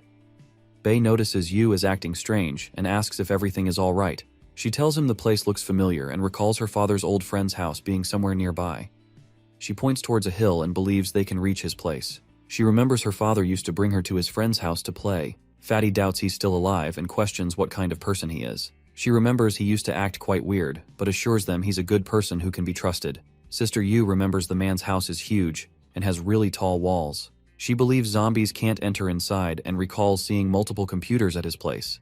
Fatty asks if she's talking about an internet cafe and tries to help her understand they need to head towards the supermarket instead of an internet cafe. Bei decides to check out the place she just mentioned and hopes maybe they can find her father there as well. Zombies appear from behind. As they get closer, Fatty warns everyone. But Bei is confident in his abilities and gets ready to make his way through the zombies by cutting them down. Somewhere else, Ruo's mutant partner kills a few zombies to collect the Black Pearl. Once he's satisfied with the amount he has collected, he quickly heads back and enters an abandoned building. He sees the fire mutant and heads inside a room to talk to Ruo, who's barely alive after getting shot multiple times. He informs her that he has brought back multiple energy stones just as she asked. She orders him to hand over all of them. That guy warns her not to eat the stones, but she angrily tells him to quickly hand over all the stones and leave her alone. He realizes he can't stop her and decides to just leave. The fire mutant asks if she ate the stones. He shares Ruo's still hesitating. The fire mutant remembers seeing others who ate the Black Pearl and tells them they all had to face terrifying consequences. He himself got forced but turned into a monster instead of dying. Ruo's partner hopes she's able to survive. The fire mutant tells him her wounds have been cauterized, but since she hasn't received any professional help, she's going to lose her life soon. He realizes her only choice is to eat the Black Pearls if she wants to survive. The fire mutant thinks it's a good outcome if she mutates as well, since they don't have to fear zombies at all, and hold the power to kill anyone for their revenge. Ruo's partner helps him recall people like Bei still exist, and notices his hand isn't growing back anymore either. The fire mutant admits the protagonist is just too strong and his weapon is capable of blocking fire attacks as well. Both mutants decide to work together so they can find a way to finish off Ye Bei and force him to reveal all the information and secrets about the black energy stones. They believe they can find a way to transform back into humans this way as well. The fire mutant introduces himself as Zhou Bo. Ruo's partner reveals his name as well and says he's Wang Sheng. They both become good friends. Meanwhile, as it's raining outside, the protagonist makes his way towards the cyber cafe by cutting through all the zombies in his path. Fatty notices he doesn't look okay and becomes concerned. He thinks they should look for a place to rest first, but Bei orders him to not overthink and asks his sister if they're close to her father's friend's house. She points towards a tunnel and shares they still need to climb a hill after they pass the tunnel. Our boy observes the drainage system inside the tunnel has been clogged, which is the reason the whole tunnel is filled with water that's actually quite deep. He becomes frustrated but finds a wooden board on the side. Bei instructs his little sister to get on the board as they can push her towards the other side. She agrees and starts riding the wooden board. They all try moving through the tunnel. Zhao becomes anxious inside the dark tunnel and hopes they don't encounter any zombies that are able to stay underwater. Sister Yu notices her brother isn't okay, but he keeps walking as they're almost there. Suddenly, the protagonist starts getting dizzy and goes unconscious. Sister Yu becomes anxious and starts calling out his name. Wang peeks outside and realizes the rain doesn't look like it's going to stop anytime soon. Zhou agrees with him as he observes the roads filled with water. Wang shares his desire to discuss something with his precious partner, and as he enters her room, he finds her screaming in pain. Ruo's body starts glowing with some mysterious purple light, which makes the mutant concerned. All of a sudden, her body starts transforming and a huge explosion occurs in the building. Meanwhile, the unconscious protagonist starts dreaming about his past life. He sees Ruo from his past life. She starts questioning him about the mechanic's whereabouts and keeps torturing Bei for an answer. He refuses to give her his partner's location, which makes Ruo angry. She calls him an arrogant trash and continues torturing the protagonist. Our boy finally wakes up from the terrifying dream. He notices his little sister sitting close, waiting for him to wake up. She's happy to find out he's finally awake. He starts questioning where they are. Sister Yu tells him they were able to reach her father's friend's home. Zhao enters the room as well and is happy to see Bei has woken up. He shares that the guy slept for a whole day. Bei is surprised to learn Zhao hasn't left them yet. Zhao doesn't understand why he still sounds so cold after they carried him to safety with so much effort, especially since it was raining so hard. Bei wonders how they managed to carry him to safety. An unknown man says he was unsure how he found them here. He's still surprised to learn a student, a little girl, and some fatty were surviving on a road filled with zombies. He wouldn't believe it if he hadn't seen them with his own eyes. Sister Yu calls the unknown guy Grandpa Jang, and our boy understands who he is. Fatty explains that earlier, when the protagonist fell unconscious after all the fatigue, they had no idea what to do next after pulling him out of the water. They were lucky to be found by Grandpa Jang, who saw them through his surveillance camera. Sister Yu tells him Grandpa Jang was able to recognize her face and decided to drive his vehicle to come pick them up. She thanks him for saving their lives. Bei questions if he really saw everything through the camera. Grandpa Jang answers positively and expresses his curiosity. He's shocked after seeing the boy cut through zombies like it's nothing. Grandpa asks about the mysterious weapon. Bei shows his gratitude but makes it clear that he can't reveal any information about his weapon. He tries getting up and demands back his weapon, but as he tries to get out of bed, he's unable to stand up. Jang sees his pitiful condition and believes swinging the mysterious sword around took a huge toll on his body. The old man introduces himself and tells everyone they can call him Professor Jang. He reveals they're in his research lab and he's been staying inside ever since the zombie outbreak occurred. Bei recognizes his name and becomes shocked as he remembers it's the same Professor Jang from his past life, the first person who researched the energy black metals and named them, someone who was a literal sage for the mechanics in his past life. He doesn't believe he's meeting such a famous guy in person. He tries to confirm if it's really the famous professor. Jang laughs anxiously and shares he's just a self-proclaimed professor, nothing special. Bei assumes it's someone with the same name and regrets hyping up the guy. Jang expresses his curiosity again and hopes Bei will let him do some research on his weapon. Our boy decides to let him check it out since the research will definitely be useful if it's really the same Professor Jang he thought about. Bei agrees, but tells the old man he has something better to offer as research material: a living zombie. The old man guides him towards his weapon and tells Bei he just scanned the weapon slightly, but didn't mess with it in any way. He's shocked to see Bei lift it up so effortlessly. Jang's old wrist almost got injured attempting to lift the weapon. Bei observes and praises his working environment. He believes he can produce stronger weapons if he works in this lab. Professor Jang is left speechless as he learns Bei built this weapon himself. He requests Bei to let him watch when he creates his next weapon. Bei rejects his request and makes it clear he won't be showing the creation process. The old man becomes frustrated, but Bei assures him he'll change his mind if he's fed good food every day. Jang calls him despicable for such requests. As it's raining outside, Sister Yu starts keeping an eye on what's happening through the surveillance cameras. The old man enters the room and sees her observing everything. He's happy to see her help. The little girl shares her desire to help however she can. He praises her for working hard and searching for survivors outside. With disappointment in his voice, he tells her they still haven't discovered any news of her father, despite having multiple surveillance cameras. He can only manage to observe the waterfront area, which is covered by zombies. She believes her father is a wonderful person, just like the old man, and he'll be alright. Jang laughs and agrees. He's still suspicious about the two guys who accompanied her to his house. The old man believes Bei is definitely not a normal person since he's able to grasp such advanced technology despite being so young. And his eyesight looks too savage, like he's some kind of murderer. Even though the fat one seems normal, Jang is scared she might be hiding some ulterior motives. Fatty enters the room and ends up hearing everything. He becomes angry and questions why the old man is talking behind his back. He points towards the professor and calls him the strangest out of all of them, since he owns such a huge laboratory and lives alone. Zhao points out that the old man owns a garage filled with cars, multiple fuel tanks, a solar cell field, and multiple large food compartments, clothing compartments, and a mountain of everything a person needs. Fatty believes he's the suspicious one, but the professor calls him wrong. He defends himself and reveals that he predicted an apocalypse would occur soon, so he started preparing long ago. Even though everyone treated him like an idiot, now Fatty and Bei are staying at his place and eating his food, but still sounds so ungrateful. The old man becomes angry at them and makes it clear that his goal is to save all humans. Fatty questions why he's invading other people's privacy by hacking the CCTV cameras, but the old man believes he's not wrong for doing such things since he saved them with the help of the same CCTV cameras. The innocent girl tries to stop them from arguing. Bei enters the room and stabs Fatty with something suspicious. Zhao questions what's happening. Bei advises him not to move and extracts some of his blood. He's still surprised, but Bei says he's just borrowing it and needs to prepare quickly, as the zombie's first mutation is going to begin soon. He warns everyone and reveals a huge disaster is going to start soon. The protagonist advises them to prepare, but the professor becomes confused as he learns about the zombie's mutation. Somewhere outside, while trying to hide from the zombies, Bei's classmates become hopeless as they realize the area is completely surrounded by man-eating zombies, so they're stuck for good. Another male student observes that all the roads are blocked by heavy rainwater, which means escape is not possible. The students start crying out of frustration.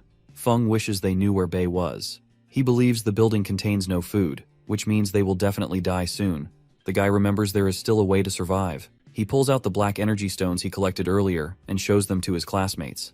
They all become surprised, but he shares he kept a few in his pocket secretly while collecting the stones for Bei earlier. He remembers the monsters they encountered earlier, which explained how they transformed after eating the same pearls. The student decides to eat the pearls to transform. His classmates start questioning his actions, but he believes he can gain power and protect all of them if he's able to turn into a monster as well. One of them notices something and points towards it. Feng realizes it's a huge tornado. Inside the lab, as the protagonist works on his new weapon, Zhao observes him and questions what he's doing, as it has been a few days since he started. Professor Jang remembers Bei said he was trying to create equipment to face zombies. The old man questions if all the zombies are going to mutate into something similar to the fire-breathing monster. Fatty says he's unaware, But if the zombies do mutate like that, then they're all in trouble. He starts complaining and is disappointed there's no weapon in the old man's lab. The professor tells him his aim was to create a shelter for himself. He doesn't want to become a king of any arena, so that's why he has no weapons in the laboratory. Zhao calls the shelter useless since it has no weapons. All of a sudden, Sister Yu comes inside in a rush. She tells everyone she saw her father on the surveillance cameras. Zhao confirms if she really saw her father on the CCTV camera. The old man assumes he's already here. She reveals she saw her dad at the West Area's business street, and even saved the footage just in case they need it later. They all watch the footage and question why he walked through the zombies in such a dangerous way. The professor observes his movements and believes he's still human. Zhao doesn't understand how he didn't get attacked by zombies. As they all watch Yu's father navigating through the path filled with water and zombies, Yu becomes concerned, but Zhao assures her and tells the girl that he's still unaware of how her father avoided getting killed by all the zombies. But they now know he's alive, at least, which is a relief. She agrees with him and stops crying. Professor Jang observes the footage and learns her father wore some kind of zombie corpse and applied blood to his body to avoid getting detected by the zombies around him. Jang assumes the zombies rely on their sense of smell to attack humans and becomes genuinely curious about learning more. He realizes this is how her father avoided getting killed and becomes determined to research more on this matter. Yu calls Professor Jang. He apologizes for zoning out and gives her the disappointing news that they might not be able to go outside right now to save her father since the weather is extremely bad and it's been raining non-stop. He believes they won't be able to drive a vehicle towards that tunnel that's at the west area since it's completely flooded with rainwater. She becomes sad and starts crying. But Fatty advises her not to look down and to ask her big brother Bei for help. Zhao believes her brother can definitely save her father since he's been working on some new equipment for a while. She becomes hopeful, but as soon as she asks the guy for help, he instantly rejects her with a cold expression and shares that there's no point in rushing the process. He's still not done making the equipment, so it's completely useless. She continues to cry like a little puppy. The protagonist makes it clear not to disturb him at all unless they are bringing him food. Zhao steps in and gets mad at Bei for going overboard. He questions why the guy is not even willing to say any reassuring words to comfort her. Bei asks Zhao to go help her, but Fatty instantly starts backing down and becomes hesitant. Bei shows the weapons he has been working on and surprises Fatty by revealing even he can wield the weapons now since his blood has been added into them. Fatty is shocked, but decides to try it out. He is able to lift up the sword easily, and questions if it's the same as the sword he saw Bei using before. Our boy explains he needs to imagine energy entering the weapon whenever he tries swinging the sword. If he follows the instructions properly, he can shoot a light blade easily. Bei advises him to control the power, otherwise he'll end up using all the energy and run out of it quickly. Fatty understands all of his words and becomes excited to use the weapon. He notices the gun and asks if it's the same one Bei stole from Luo. Our boy answers positively and shares that the gun is also capable of generating energy. Whenever fired, the energy will also get shot out along with the bullet. He just needs to switch the source before shooting to let the gun generate energy. He still needs to be mindful while aiming since the power is great, but bullets are still limited. Zhao's mouth becomes wet out of excitement. He starts running around with the sword, hoping he gets a chance to try it out as soon as possible. He quickly runs outside in the rain and starts shooting towards the sky. A huge laser beam comes out of the gun, surprising Fatty even more. He realizes his weapons are now amazing and starts laughing uncontrollably. The guy keeps swinging his sword to shoot out the light blades and is unable to control his excitement. Professor Jang observes all of this through the CCTV camera and warns him to stop playing around in front of the experiment door. Fatty thinks nothing can stop him now and starts preparing to go outside to save Yu's father. He quickly wears a raincoat and believes no zombie or ability user can get near him anymore since he has weapons that can kill them instantly. Fatty confidently looks at the camera and assures little sister Yu. He becomes determined to bring back her father in one piece. Fatty advises her to wait and watch. She becomes concerned about him and questions if he will be alright outside. Professor Jang advises her not to worry, but doesn't believe Fatty will last that long outside. Jang communicates with Zhao through the earpiece and starts guiding him. He shares his only option is to go through the mountain part since the route to the west area is completely flooded by rainwater. The old man warns him not to do anything reckless, as the path towards the mountains is filled with zombies and has no CCTV cameras either. Zhao becomes offended and calls him annoying. He requests Yu to guide him instead. Professor Jang gets angry hearing his words. Fatty focuses forward, and as he moves through the mountain path, he encounters a huge number of zombies charging towards him. Fatty is surprised they've already crossed the mountain area, but confidently stands against them as he has the powerful weapons his brother created for him. He starts using the light blade against the zombies and is able to cut through the whole army effortlessly. Fatty starts laughing confidently as he is not scared at all. He believes he's way too strong for regular zombies. All of a sudden he notices a huge purple tornado and becomes concerned. Fatty keeps cutting through the group of zombies coming his way. He starts communicating through the earpiece and questions if the professor and Sister Yu are also observing what's happening outside. He reveals the west side has some kind of huge purple tornado, and the torrential rain keeps getting worse as well. The professor is unable to observe so much through the CCTV camera's limited vision, but agrees with Fatty about the heavy torrential rain. He advises the guy to quickly come back since the detected wind force is near level 6. The professor believes it's extremely dangerous outside. Fatty starts sweating anxiously as he realizes he is in trouble. He decides to give up since he can't win against nature despite having strong weapons. He quickly apologizes to the innocent sister and assures her he's willing to go outside once the weather gets better. The professor agrees with him and tells the little girl her father is a smart and lucky man, so he was probably able to escape from the zombies easily and must have found shelter from the wind by now as well. She decides to trust his words. All of a sudden, the shelter's alarm starts ringing persistently. Professor Jang becomes anxious as he questions what's happening. He asks Fatty to make sure no zombies followed him inside, but Zhao reveals he's the one who brought a zombie inside. He was unable to save Yu's father and had no other choice but to retreat. He followed Bei's orders and brought back a living zombie for research purposes. Professor Jang is shocked to learn this and starts rushing towards the garage to check it out himself. He advises the girl to stay inside the security room and runs out to join Fatty. The guy chopped off all the zombie's arms and legs to prevent it from hurting anyone. Professor Jang is still unable to believe he's really seeing a living zombie. He learns it has unshakable vitality and starts questioning how the zombies are capable of sustaining themselves. The professor starts praising Fatty for his work and finally admits he's a man of his word. While observing their interaction from the CCTV camera, Yu becomes happy to see they're finally getting along. Inside the lab, Bei starts preparing some kind of new equipment. After a while, it finally stops raining, and as the clouds slowly fade away, all the zombies stop and gather in one place. The zombies start looking towards the sky, and suddenly, as the sunlight falls onto them, all the zombies evolve into a new, stronger form. The newly evolved zombies start rushing towards buildings to attack the humans. They're able to jump really high after their transformation. Inside a random balcony, as a kid comes outside to see the sunlight, he ends up getting attacked by a bunch of red mutated zombies. Inside the apartment building, a man notices his wife's noise and rushes outside to see what's happening. He finds a zombie eating his wife's throat and starts screaming out of fear. Soon afterward, more zombies keep rushing inside the building and persistently keep attacking the humans. No one is able to survive against them. Everyone runs to save their lives, but they all fail to defend themselves against the newly mutated zombies.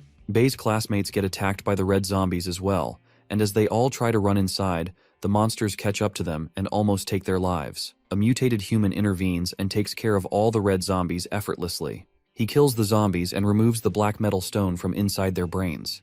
The students recognize it's their classmate Feng. Somewhere outside, all the zombies gather in one place while Ruo sits on a building top with her loyal mutants by her side. The fire mutant is surprised to see all the zombies moving as if they are part of an army. Ruo starts laughing and believes her few days of suffering were worth the power she has achieved. Ruo's arm starts glowing with some kind of purple light. She questions if they have located Bei yet. Wang informs her that Bei is living on top of a mountain in a house that looks like a research lab. He points towards the mountain and tells her he is confident he can sneak in and assassinate the guy with ease. She thinks that won't satisfy her and shares her desire. She wants Bei to be aware of who's killing him. Rua hopes she gets the chance to kill him personally to relieve the hatred that has been piling up inside her heart. She wants the guy to feel the despair and sadness she felt. At the research lab, as Fatty prepares to leave with Yu, he hears the alarms going off and questions what's happening as they're about to leave. Professor Jang anxiously warns them to quickly come back, as it is not safe to go outside now. He requests Fatty to bring Yu to safety. Jang reveals a huge group of zombies is gathered in front of the CCTV cameras, and they're all headed towards the lab. Zhao becomes concerned and anxiously asks how many zombies are coming. The old man tells him an army of at least 1,000 or more zombies is headed their way. Zhao doesn't understand why this is happening. He questions if it's because they're the last humans alive in the area, or maybe they've offended some kind of monster that's controlling all the zombies. Professor Jang says he's not aware of what they did outside, but they quickly need to go warn Bei about the situation they're in. Fatty listens to him and rushes towards the lab to warn the protagonist about what's happening outside.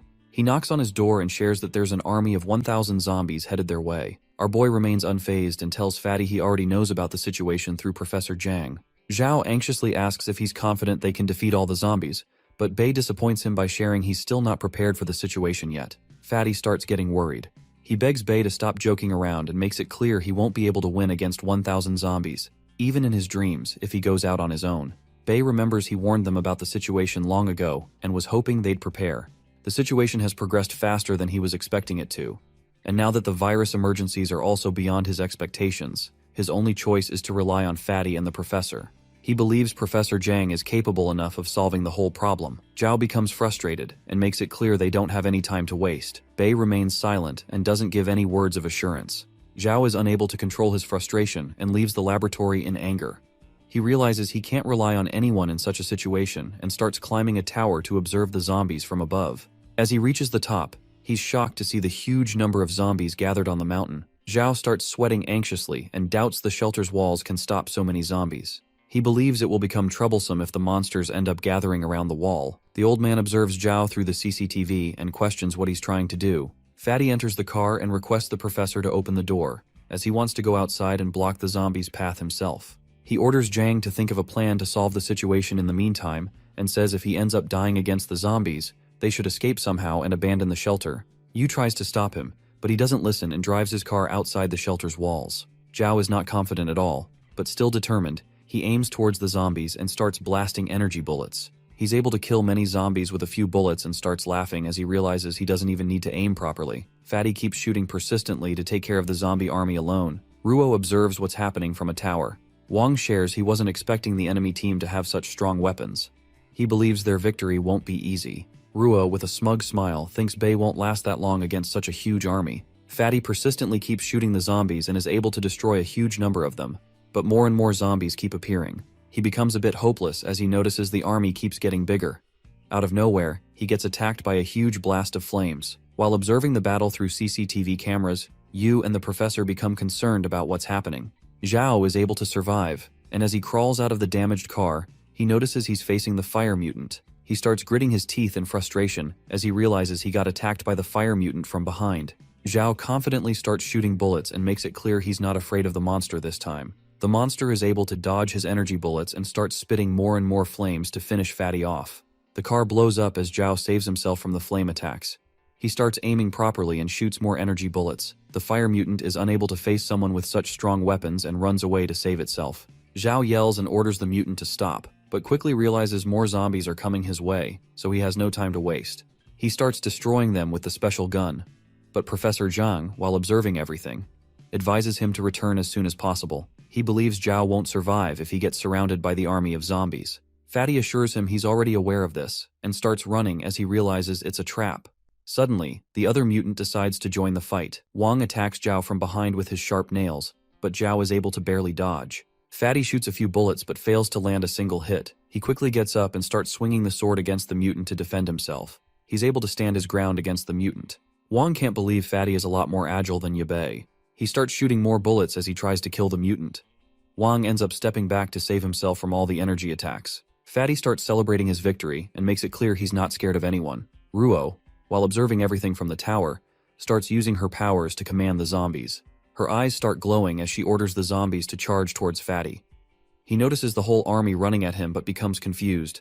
As the zombies move towards him, he swings his sword to kill a few of them, but more zombies keep appearing. He becomes hopeless as he realizes he can't kill them all at once. Fatty decides to run away since there's no way he can stand against them. All of a sudden, a zombie falls from the sky and blocks his path.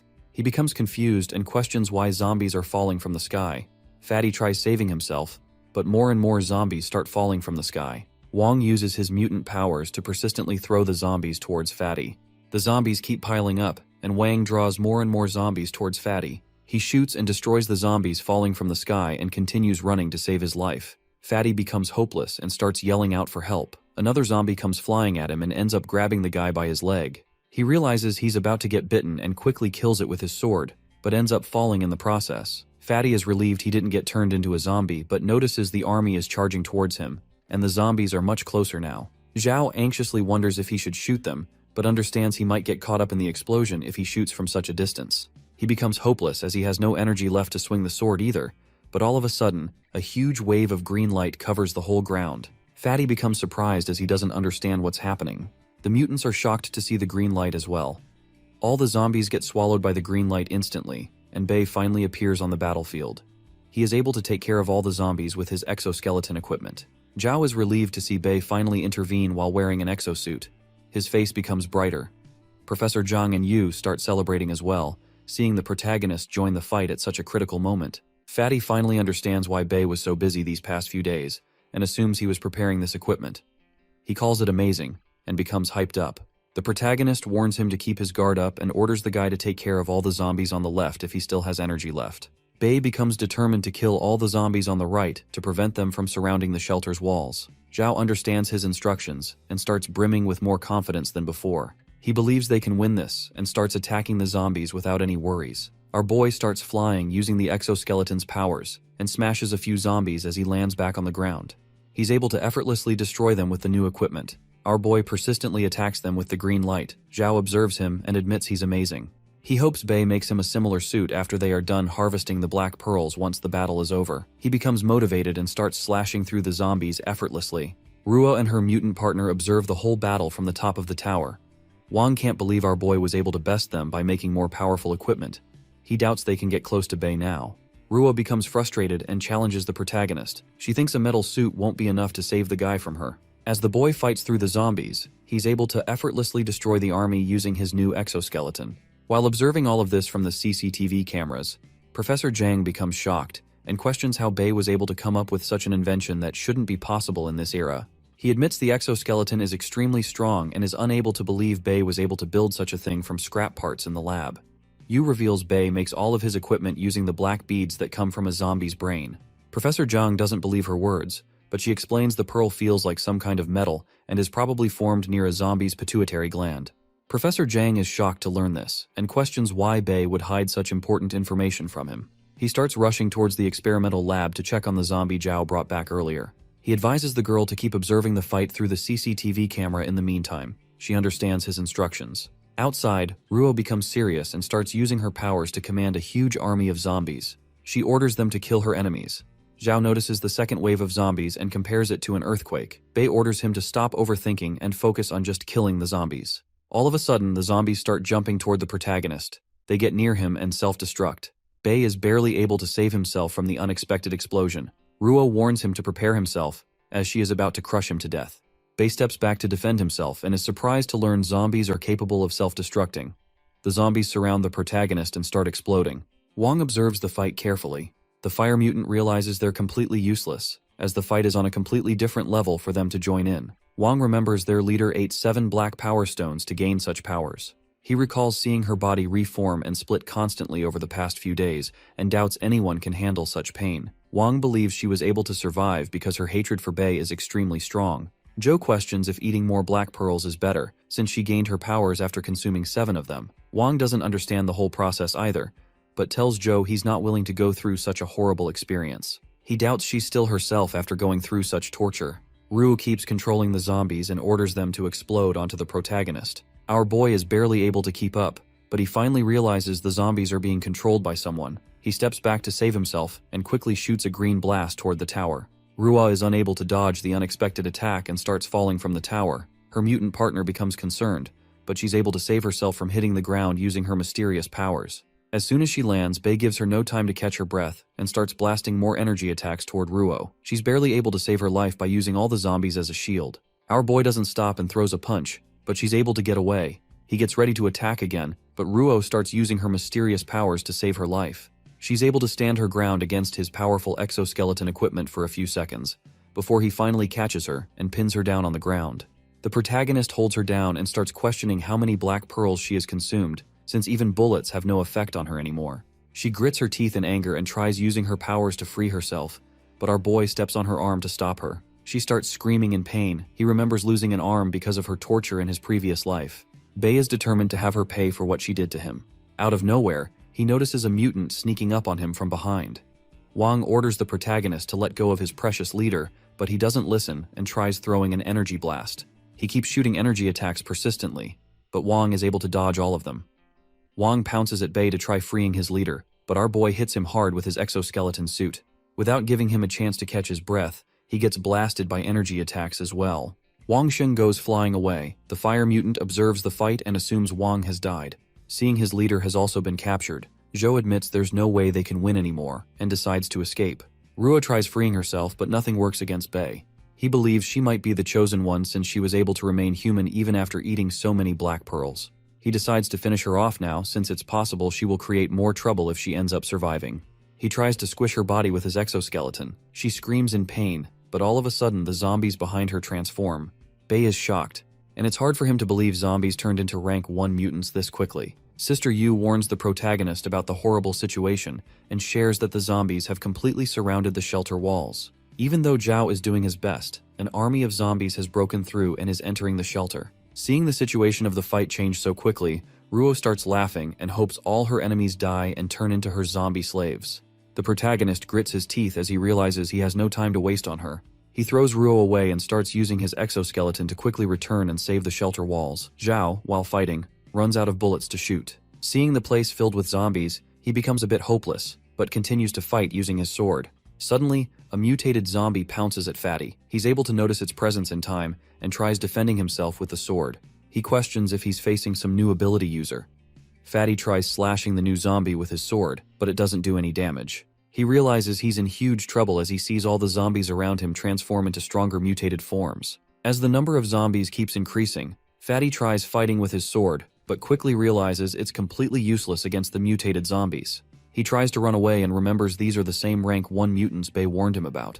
Sister Yu becomes concerned and asks Fatty if he's still alive. She informs him that zombies are breaking through the shelter's walls, and that the professor is also busy experimenting on a zombie's body inside the experiment lab, so he is probably unaware of what's happening outside. She advises him to run back inside. He anxiously tells her he's trying and has been running in circles around the shelter's walls. He's unable to find any opportunity to enter since the whole experiment lab has been surrounded by zombies. Bei finally appears and picks up Fatty using his exoskeleton suit. He's relieved and asks if they'll fly back. Bei says they're not flying and orders Fatty to fight and kill the zombies that have broken inside once they get back. After a while, they both finally reach the shelter. The protagonist reveals all the zombies have been mutated into the first-rank mutants, and now their skin is tougher than before, but he assures Fatty they are still defeatable after a few slashes from the special sword. He advises the guy to be more careful since the zombies' agility has increased, and they've gotten stronger. Zhao is relieved and sits down to finally catch his breath. He requests the protagonist to take care of all the zombies outside. Bei understands his words and jumps up the shelter wall. He quickly starts shooting energy blasts to push back the army of zombies. Some mutated zombies still manage to break through the shelter walls and get inside. Zhao asks Sister Yu to bring him some water as he's very thirsty after fighting so many zombies.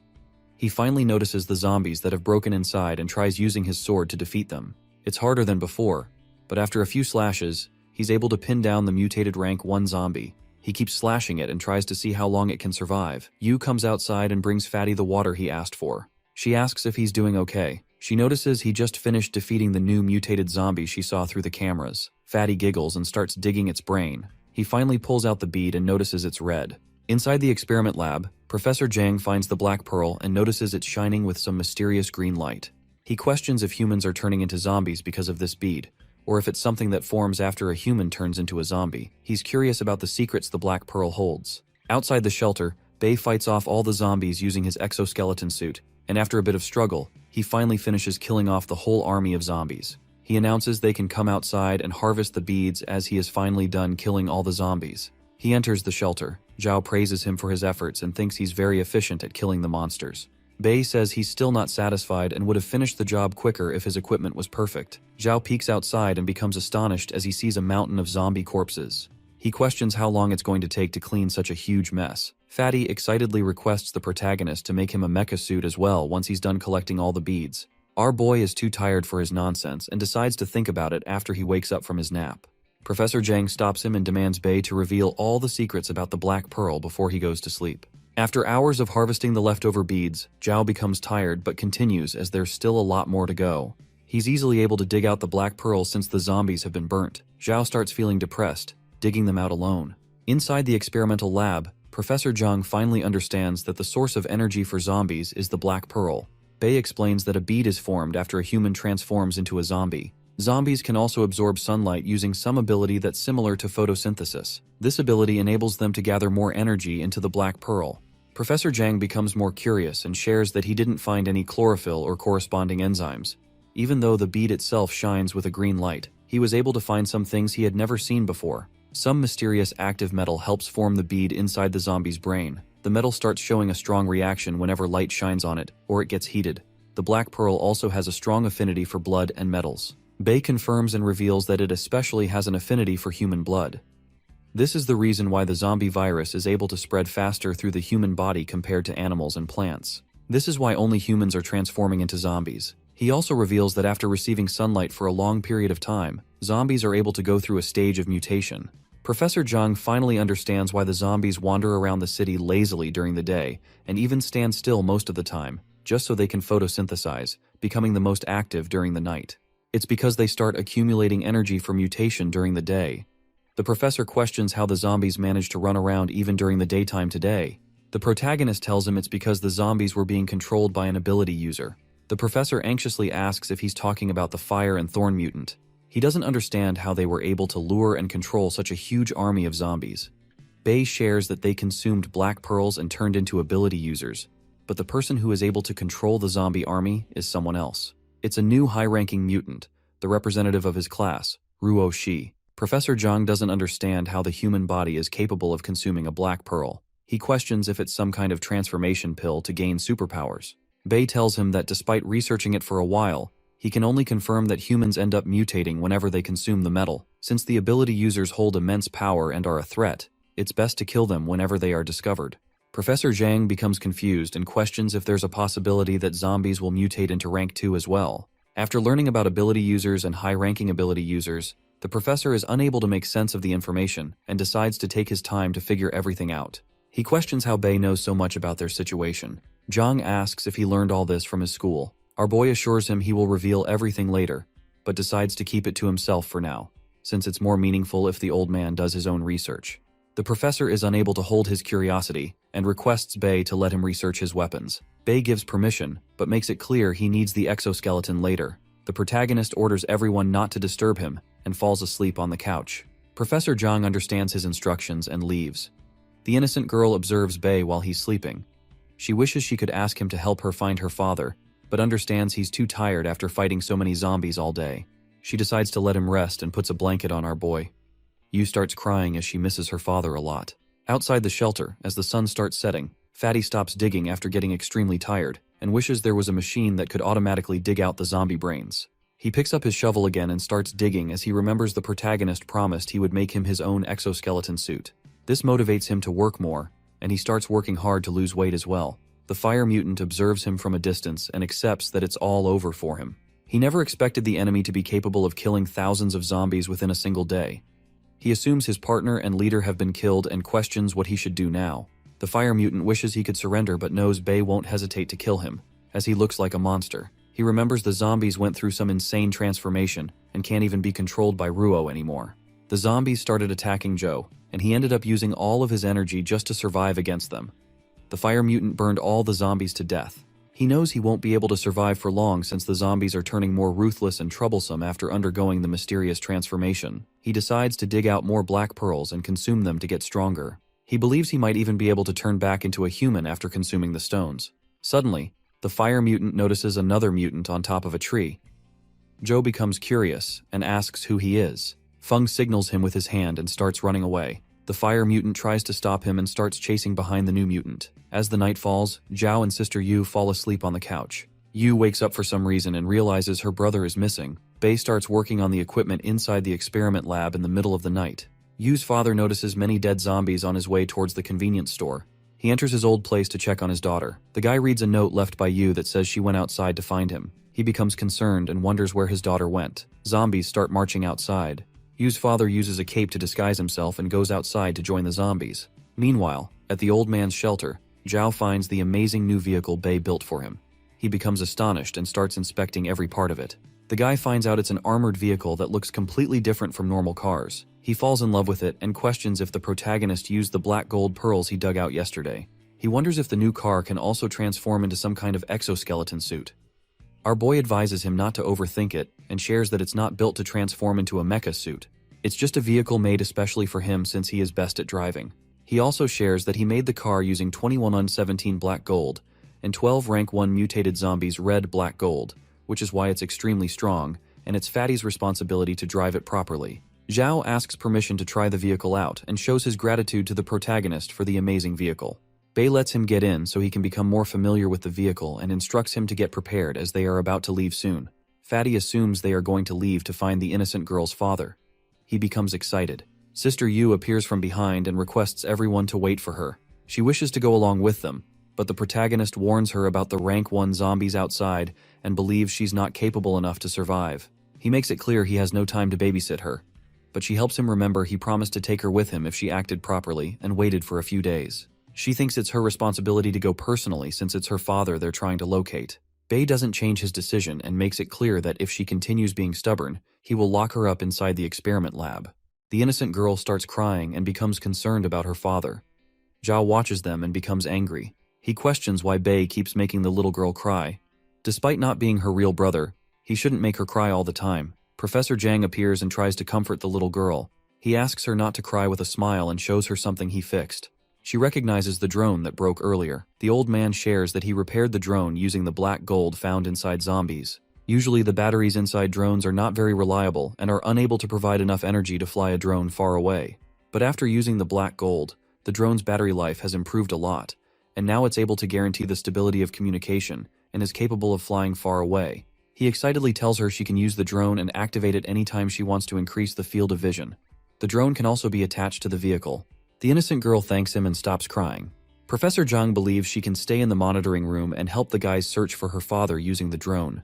Bei is surprised and starts praising the old man for grasping the concept of black gold and how to use it in such a short amount of time.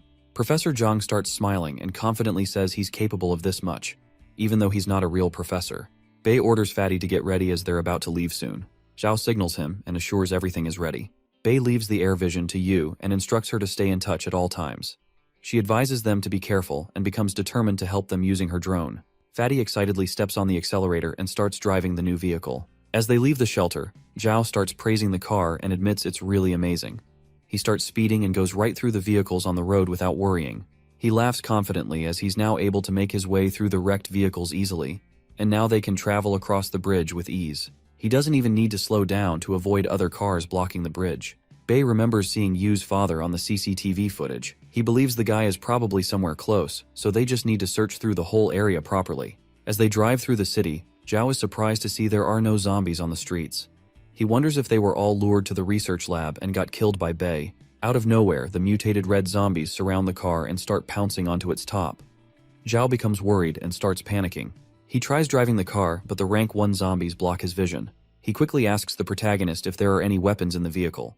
Bei shows the button and explains there's no gunpowder weapon traditionally used, as they are not good enough to deal with the new zombies, but they do have a better weapon. He releases some kind of green current onto the car's exterior. The zombies are unable to handle the current and fall off the car's roof.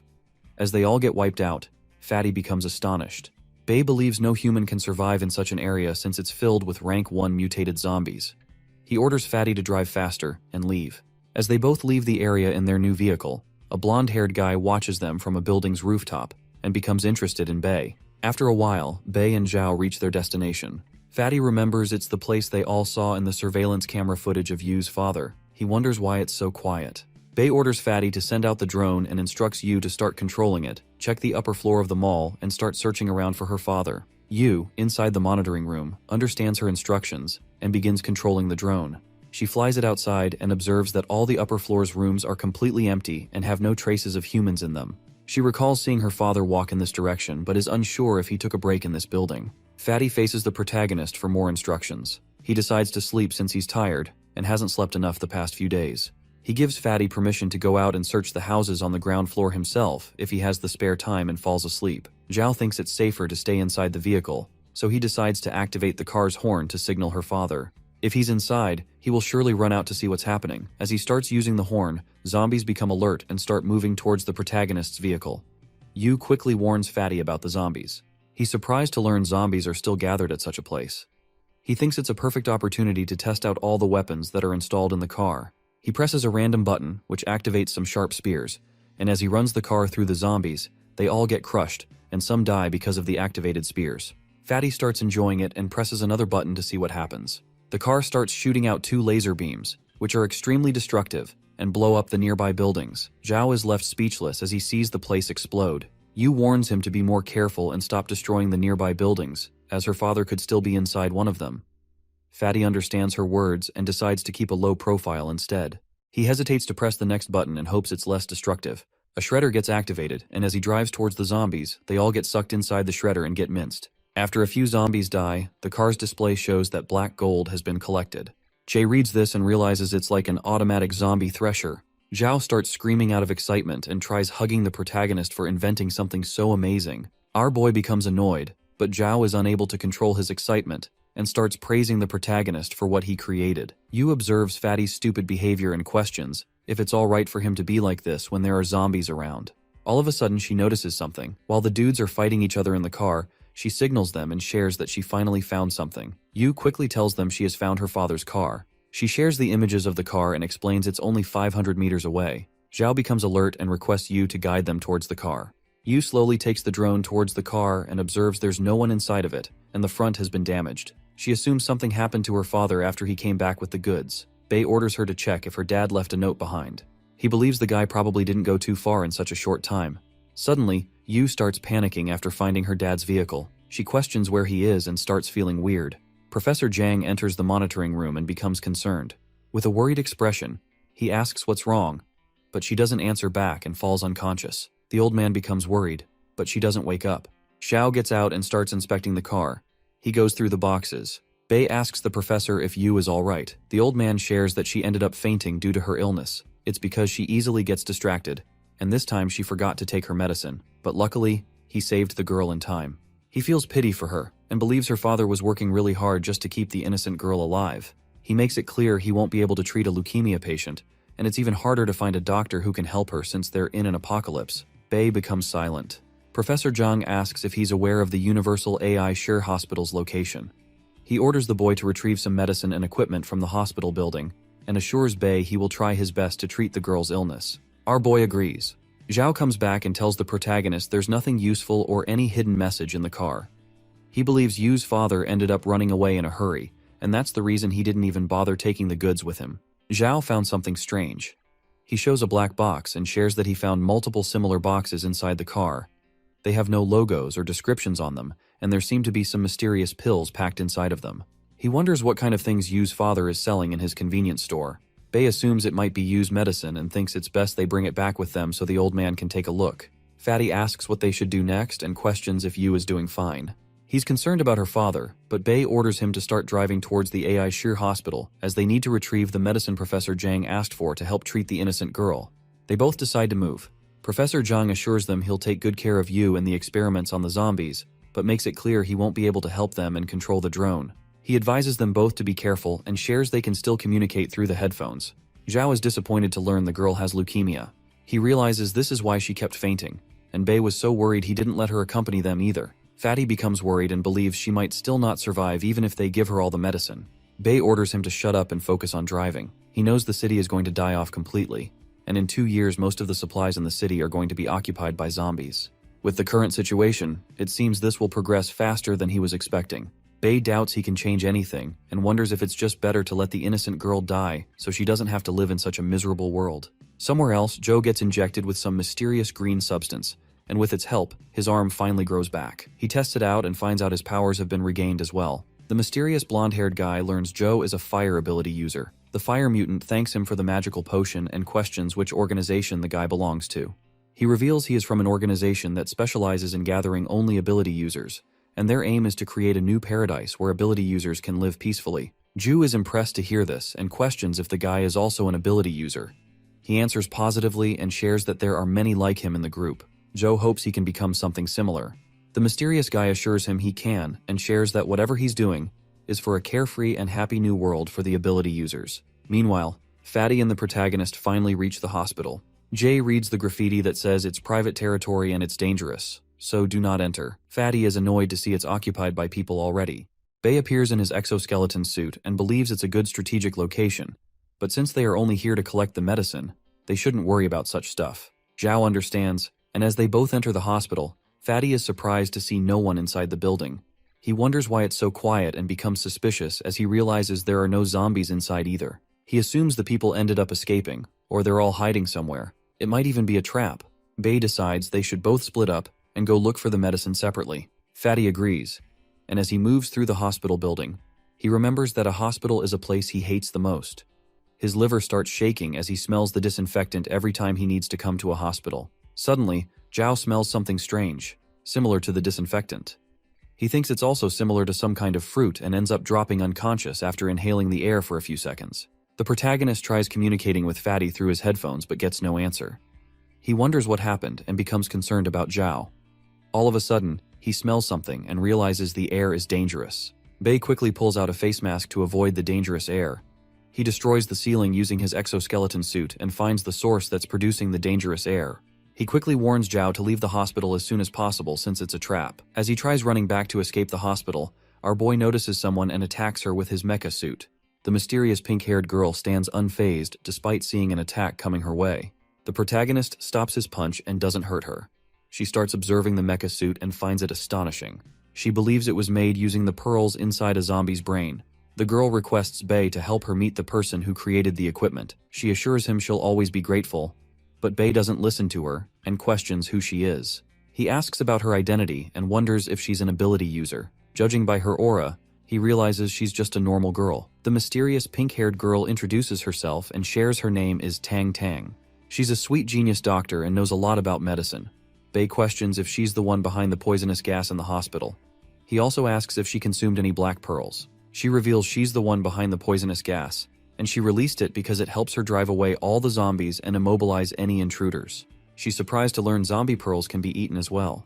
Bei tries to brush it off and asks if she's the only one inside the hospital. She tells him she's the only one inside the hospital and wonders if he's some kind of demon king who's here to kidnap her. She thinks she's a princess. Bei, with a cold expression, tries to scare her and questions if she's not scared to die. Tang confidently makes it clear that death is nothing to her, and if she dies doing what she loves, she won't have any regrets. Bei realizes she's completely nuts. He remembers she mentioned she was a genius doctor. He asks about her major and finds out it's virus. Our boy becomes surprised and starts asking more questions. He questions if she discovered the zombies' pearls herself, and if she's producing the poison gas using the pearls. She becomes annoyed after hearing all of this, and orders him to answer her questions first if he expects answers from her. She asks him about the creator of the suit he's using again. Bei reveals it was made in an experiment lab, and the research institute is near the waterfront. He agrees to take her there. Tang becomes excited but makes it clear she still has another request to ask from him. Meanwhile, Fatty starts seeing a dream of his past. While driving his car in a desert area, he asks his partner Ah-kun if he's on his location yet. He asks if Xiaoqi has also arrived. A pink-haired girl says she hates people who break promises. The guy in his dream remembers their boss Lao Xiao told them it's their last order, and once they are finished, they have permission to go back to their hometown, and he can finally get married as well. The girl starts feeling embarrassed. Zhao listens to them flirting and believes they're the best couple he has seen. They all see a truck coming and get ready. They confirm the truck appeared at the perfect time, just as their boss said. The whole team decides to continue with the plan, and as they all wait for Lao's signal, Zhao notices Xiaoqi has already started chasing the truck, even though they haven't received a signal yet. He becomes concerned and tries to warn her, but it's too late to save her. The girl's car gets hit by the truck. Ah-kun realizes the situation is very weird, and advises Fatty to escape as soon as possible. Zhao becomes confused after hearing this. He sees a truck chasing behind him and frustratingly questions why they've all been exposed. He screams as he tries to save himself. Zhao finally wakes up from the horrible dream. He calms down and notices the pink-haired girl. Fatty becomes confused, but Bei orders him to get up and start working since he has already slept enough. Fatty gets up. Tang starts giggling and reveals she's the one who poisoned him with a mysterious gas, and if he doesn't get the antidote within 3 hours, his body is going to crumble and turn into a complete mess. Fatty remains confused and anxiously asks who she is. Our boy orders him to get up and start carrying the things onto the vehicle instead of screaming. Zhao starts sweating anxiously and requests an explanation. Tang innocently orders him to carry the precious specimens she has. She tells him they are very important to her, and she can't move all of them alone. Fatty doesn't understand why he's being forced to do the difficult things, but as he hears her words, the girl warns him not to break any of the precious specimens, or else she will turn him into one as well. He calls her a demon for being so ruthless, and as he realizes he has no other choice, Fatty starts carrying everything to the vehicle. Tang shows her gratitude while Zhao still wonders who she even is. Bei remembers the sweet poisonous gas very well and believes in the future apocalyptic world. The same gas was commonly used for gang fights against humans, and was also used to defend against the zombies. The gas is useful but extremely terrifying. He He wonders if the little girl is the one who developed the gas in his previous life. Bei realizes he must protect her and not let her fall into the hands of bad people like the Nether Dragon Gang, since she's a useful person and also a sage of mechanics, just like Professor Jang. After a while, Fatty finishes packing all her specimens. Tang comes out, and as he inspects the new vehicle, she starts praising the creator and assumes it was also made using the Black Pearl. She believes it's best for a princess like her. Zhao hears her words and starts questioning if she's a sane person. He doubts her and hopes it's not a bad idea bringing her back with them. Bei thinks his little sister's leukemia can be cured now since he has found a capable doctor and was able to obtain all the required medicine and equipment. As they all leave the hospital, a huge mysterious beast appears on a nearby building and starts screaming. Zhao panics and anxiously questions what's happening. The huge beast notices all of them on the ground. Zhao becomes extremely scared and questions if it's some kind of animal or an ability user. Bei yells at everyone to quickly get inside the car or else they'll lose their lives. The bear-type monster attacks. He tries pushing it back using energy blasts, but the monster rushes forward without being phased. Zhao and Tang are able to get inside the vehicle in time. Zhao becomes relieved but starts worrying about his brother Bei. The protagonist faces the huge monster and tries to stop it. He becomes determined to kill the beast and orders Zhao to take the doctor to safety. Our boy pushes it back and starts throwing energy blasts. As Zhao drives the car, he doesn't understand why such a huge beast is attacking them.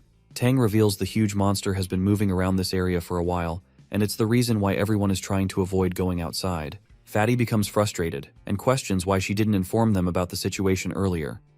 Tang innocently tells him it's not her fault. She just assumed they already knew about the monster since they're the ones who came from the outside. She hopes they can defeat it since they have many advanced equipment, so it shouldn't be an issue. She calls them both humanity's last hope rescue team. Zhao politely asks her to shut up and stop joking around, but Tang continues and shares her research about zombies. The reason they're all still alive is because they're the chosen ones who will fix the world's problems. Zhao doesn't understand what she's trying to say. Meanwhile, outside the hospital, Bei is barely able to dodge a powerful attack thrown by the monster. As he avoids getting hit, our boy remembers such monsters didn't appear around this time in his previous life. He understands they're called mutant beasts. These things are not born after animals are affected by the zombie virus. They're actually animals fused with the zombie virus through extreme genetic engineering. Bei doubts anyone is capable of making such a monster in this time period. As he avoids the monster's attack, Bei finally understands what's happening. He throws an energy blast, and his doubts get cleared as he learns the monster is capable of deflecting his attacks. It rushes at him and tries to attack, but he's able to dodge. Bei grabs it from the back and rips off the deflectors on its back. The monster starts screaming in pain. It steps back and throws a current attack at him, but our boy is able to tank it with ease. He smiles confidently and makes it clear such a weak attack won't work on him. Bei gets ready to attack and pounces on the monster. He lands a strong energy punch and destroys the beast in one blow. The boy doesn't stop and rips apart its head to finish it off for good. He finds a huge black stone inside its head. He believes things are going to be much easier since he has acquired the beast's black gold. As he stands outside the hospital after finishing off the beast, the mysterious blondie observes him from a rooftop and becomes a bit frustrated as he sees the protagonist has defeated it with ease. After he's done acquiring the huge black bead, our boy communicates with Fatty and confirms if he can hear everything clearly. Bei doesn't get any reply and assumes they're too far for a proper connection. He decides to go to the shelter himself and starts flying using his mecha suit. As he's leaving, Bei notices the blondie. The mysterious guy greets him, but our boy attacks him without wasting a second and throws a strong energy blast. He becomes frustrated to see his attack didn't work. Blondie is able to easily dodge and quickly put some distance between them as well. The guy requests better treatment. He understands the boy must have some kind of grudge against ability users, but assures him he is not here to fight. Bei doesn't listen to his nonsense and attacks again, but the blondie makes it clear he has no reason to fight. He gets closer to Bei and reveals he's only here to give the boy a message so he won't waste any time. Bei grits his teeth in frustration. He's able to grab the mysterious man using his mecha, but the man doesn't fight back and decides to go along with whatever Bei is comfortable with. The guy believes Bei already knows about them, but begins introducing himself just in case. He reveals he's from a secret organization, and his name is Song Bin. He came with an invitation for their North Industrial Zone on the technical advisor's orders.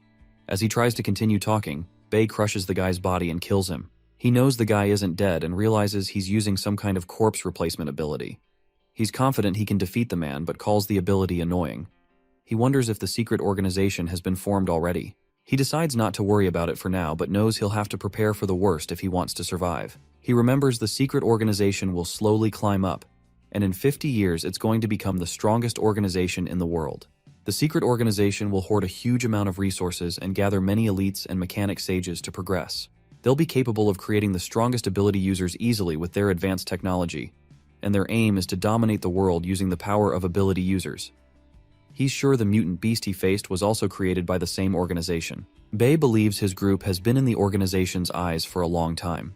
The organization already existed before the outbreak began, which means the secret organization also has people who came from the future. Zhao finally reaches the shelter. Tang gets up and notices the research institute looks completely ordinary. She wonders how such a vehicle and equipment were created in this place. Zhao is surprised she still came along with them, even though Bei didn't inform her about everything properly. She innocently assures him she has good eyesight for people. She orders Fatty to move all the specimens inside. He's tired of hearing orders, but decides to listen one last time for the sake of Sister Yu. Professor Jang appears and notices they were really able to find a doctor to fix Yu's leukemia.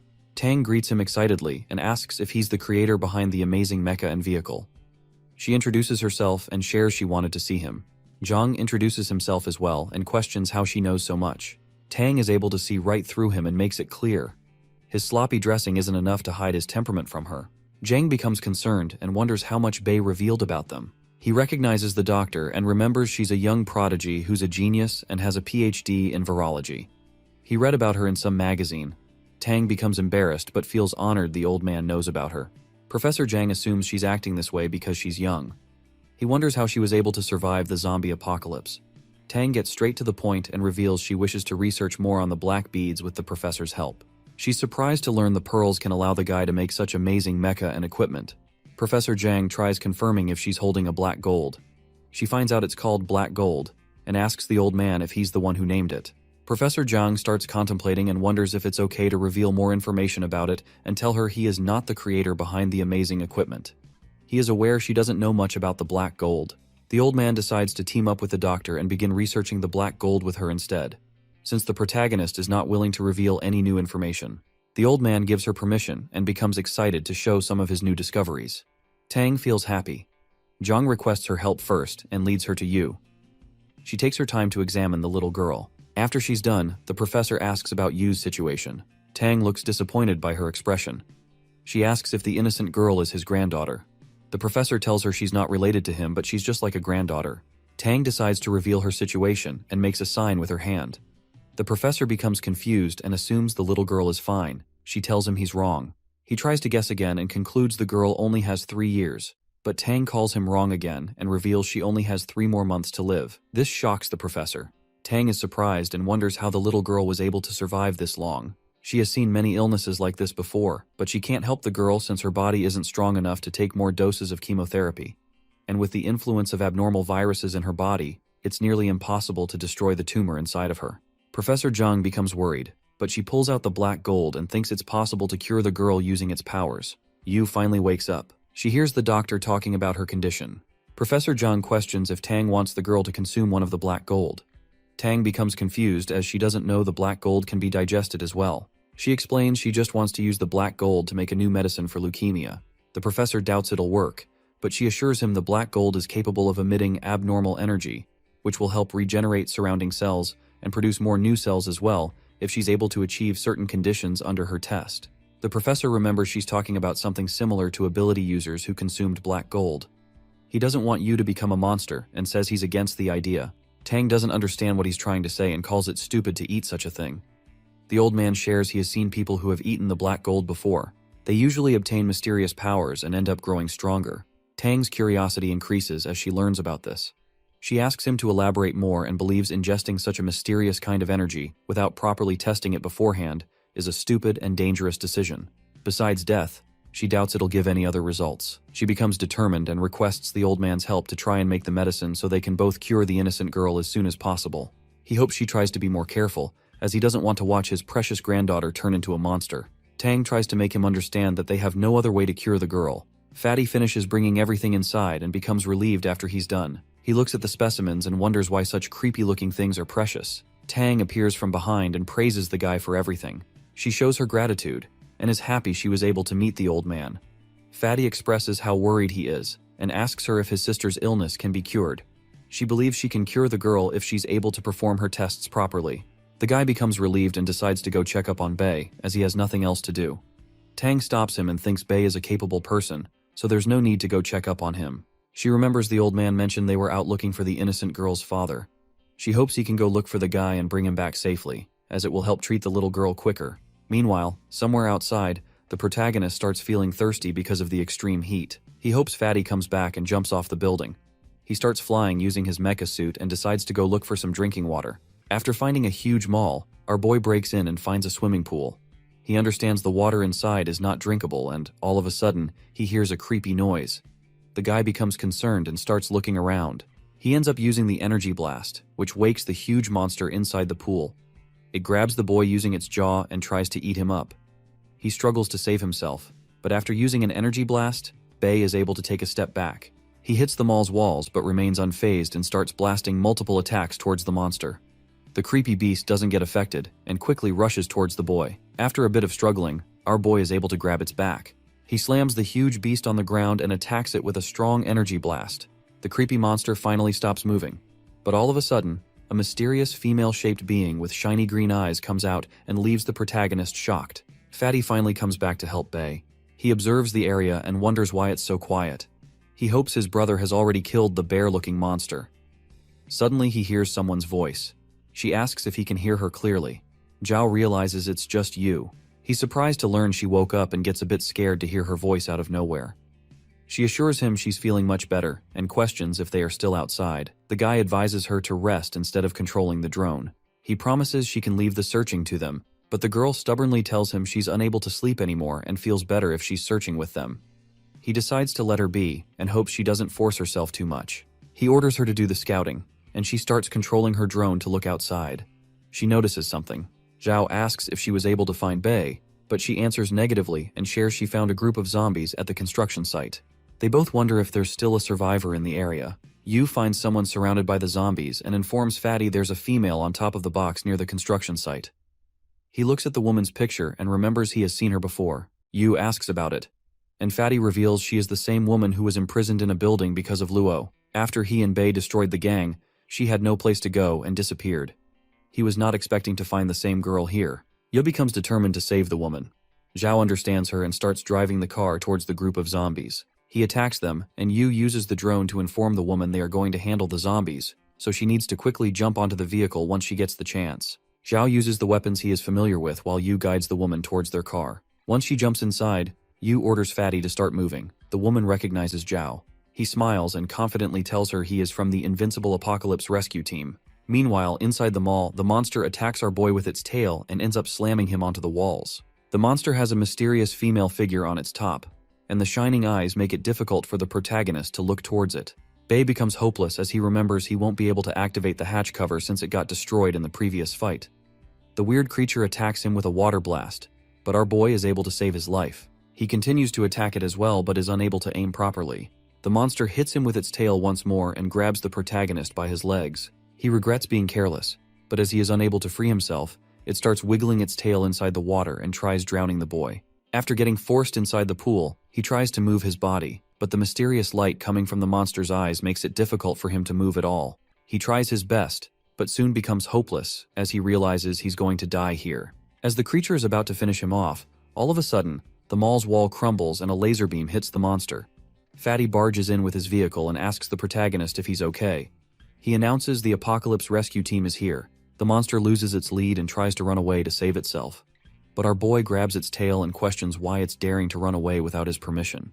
The protagonist throws a heavy punch and orders Fatty to keep blasting it with lasers if the monster looks at him with the shiny eyes. Zhao understands him, and he starts blasting out energy persistently. The monster screams in pain and finally falls down. He grabs it by its head and questions why a hybrid user like her is here. He asks if she was sent by the Dark Group to kill the boy. He advises the monster to start speaking, or else it's going to get slapped to death. The weird creature starts acting crazy as soon as it hears about the Dark Group. She says she doesn't want to go back. Zhao requests Bei to give him details about the situation. The monster notices the woman inside the car and starts calling her name. She calls out for Lena, but the boy warns her to stop screaming, or else he won't hesitate to take its life. The monster continues to call out for Lena. The woman inside the vehicle rushes towards her and recognizes the weird-looking creature as her sister. Zhao is also surprised to learn they are both sisters. He assumes she turned into such a creepy creature after consuming the black gold. Lena becomes concerned about her sister and asks why she looks this way. The monster starts crying and reveals she got experimented on by the dark group and had to go through painful tests. Bei decides to set her free by killing her and asks if they're both done talking. Lena intervenes and tries to defend her sister, but he doesn't stop. Yu comes in as well and tries to stop the protagonist. He advises her not to get involved, but Yu believes he shouldn't kill two sisters who just got united. He calls her innocent and makes it clear such a hybrid monster can't keep its normal brain. He knows she is extremely dangerous, so it's his duty to finish it off as soon as possible. Lena keeps crying, so Yu starts begging Bei to leave them alone and give them a chance to at least speak with each other. He is determined to kill the monster as he was attacked and almost killed by it earlier as well. Fatty intervenes and reveals he was also able to survive because Yu guided the guy towards Bei. Since he got dragged into the water by the monster just now, he would have died if Yu hadn't guided Zhao. Bei lets the monster go after hearing his argument, but calls the whole group stupid for their actions. The monster finally understands they are not from the group responsible for whatever happened to her. Lena explains Zhao and Bei are just here to look for survivors in the city. The monster shares her story and tells them she was able to escape the dark group, but they ended up chasing and hunting her down using a huge dog. She clarifies and says she was only trying to defend herself as she thought the protagonist was a part of the dark group. She was just scared and had no intentions to harm anyone innocent. She is relieved to see her sister Lena is doing okay. Yu is happy to see the two sisters reunite and invites them both to the shelter. She assures them both the shelter is big enough for them. And the professor is also researching zombies, so maybe he can help the sister that has turned into a monster in the future. Lena wonders if what she's saying is true. Yu is happy she's getting the chance to help others but tries to make them understand the vehicle is not enough to carry the big sister. Lena's sister wishes to go wherever Lena wants to go. Zhao asks Yu if she is sure about her decision to invite the monster to their shelter. Yu gives her guarantee and believes the two sisters are innocent. Fatty has no other choice but to go along with her decision. And since he was able to save the protagonist, he decides to move and head back to the shelter. He starts driving his car while the huge monster follows him on foot. Zhao is surprised to see how fast it is capable of moving. Lena becomes worried about her sister. After a while, they all reach the shelter, and the monster leaves the doctor and the professor speechless. They are astonished to see its huge size and wonder what's going on.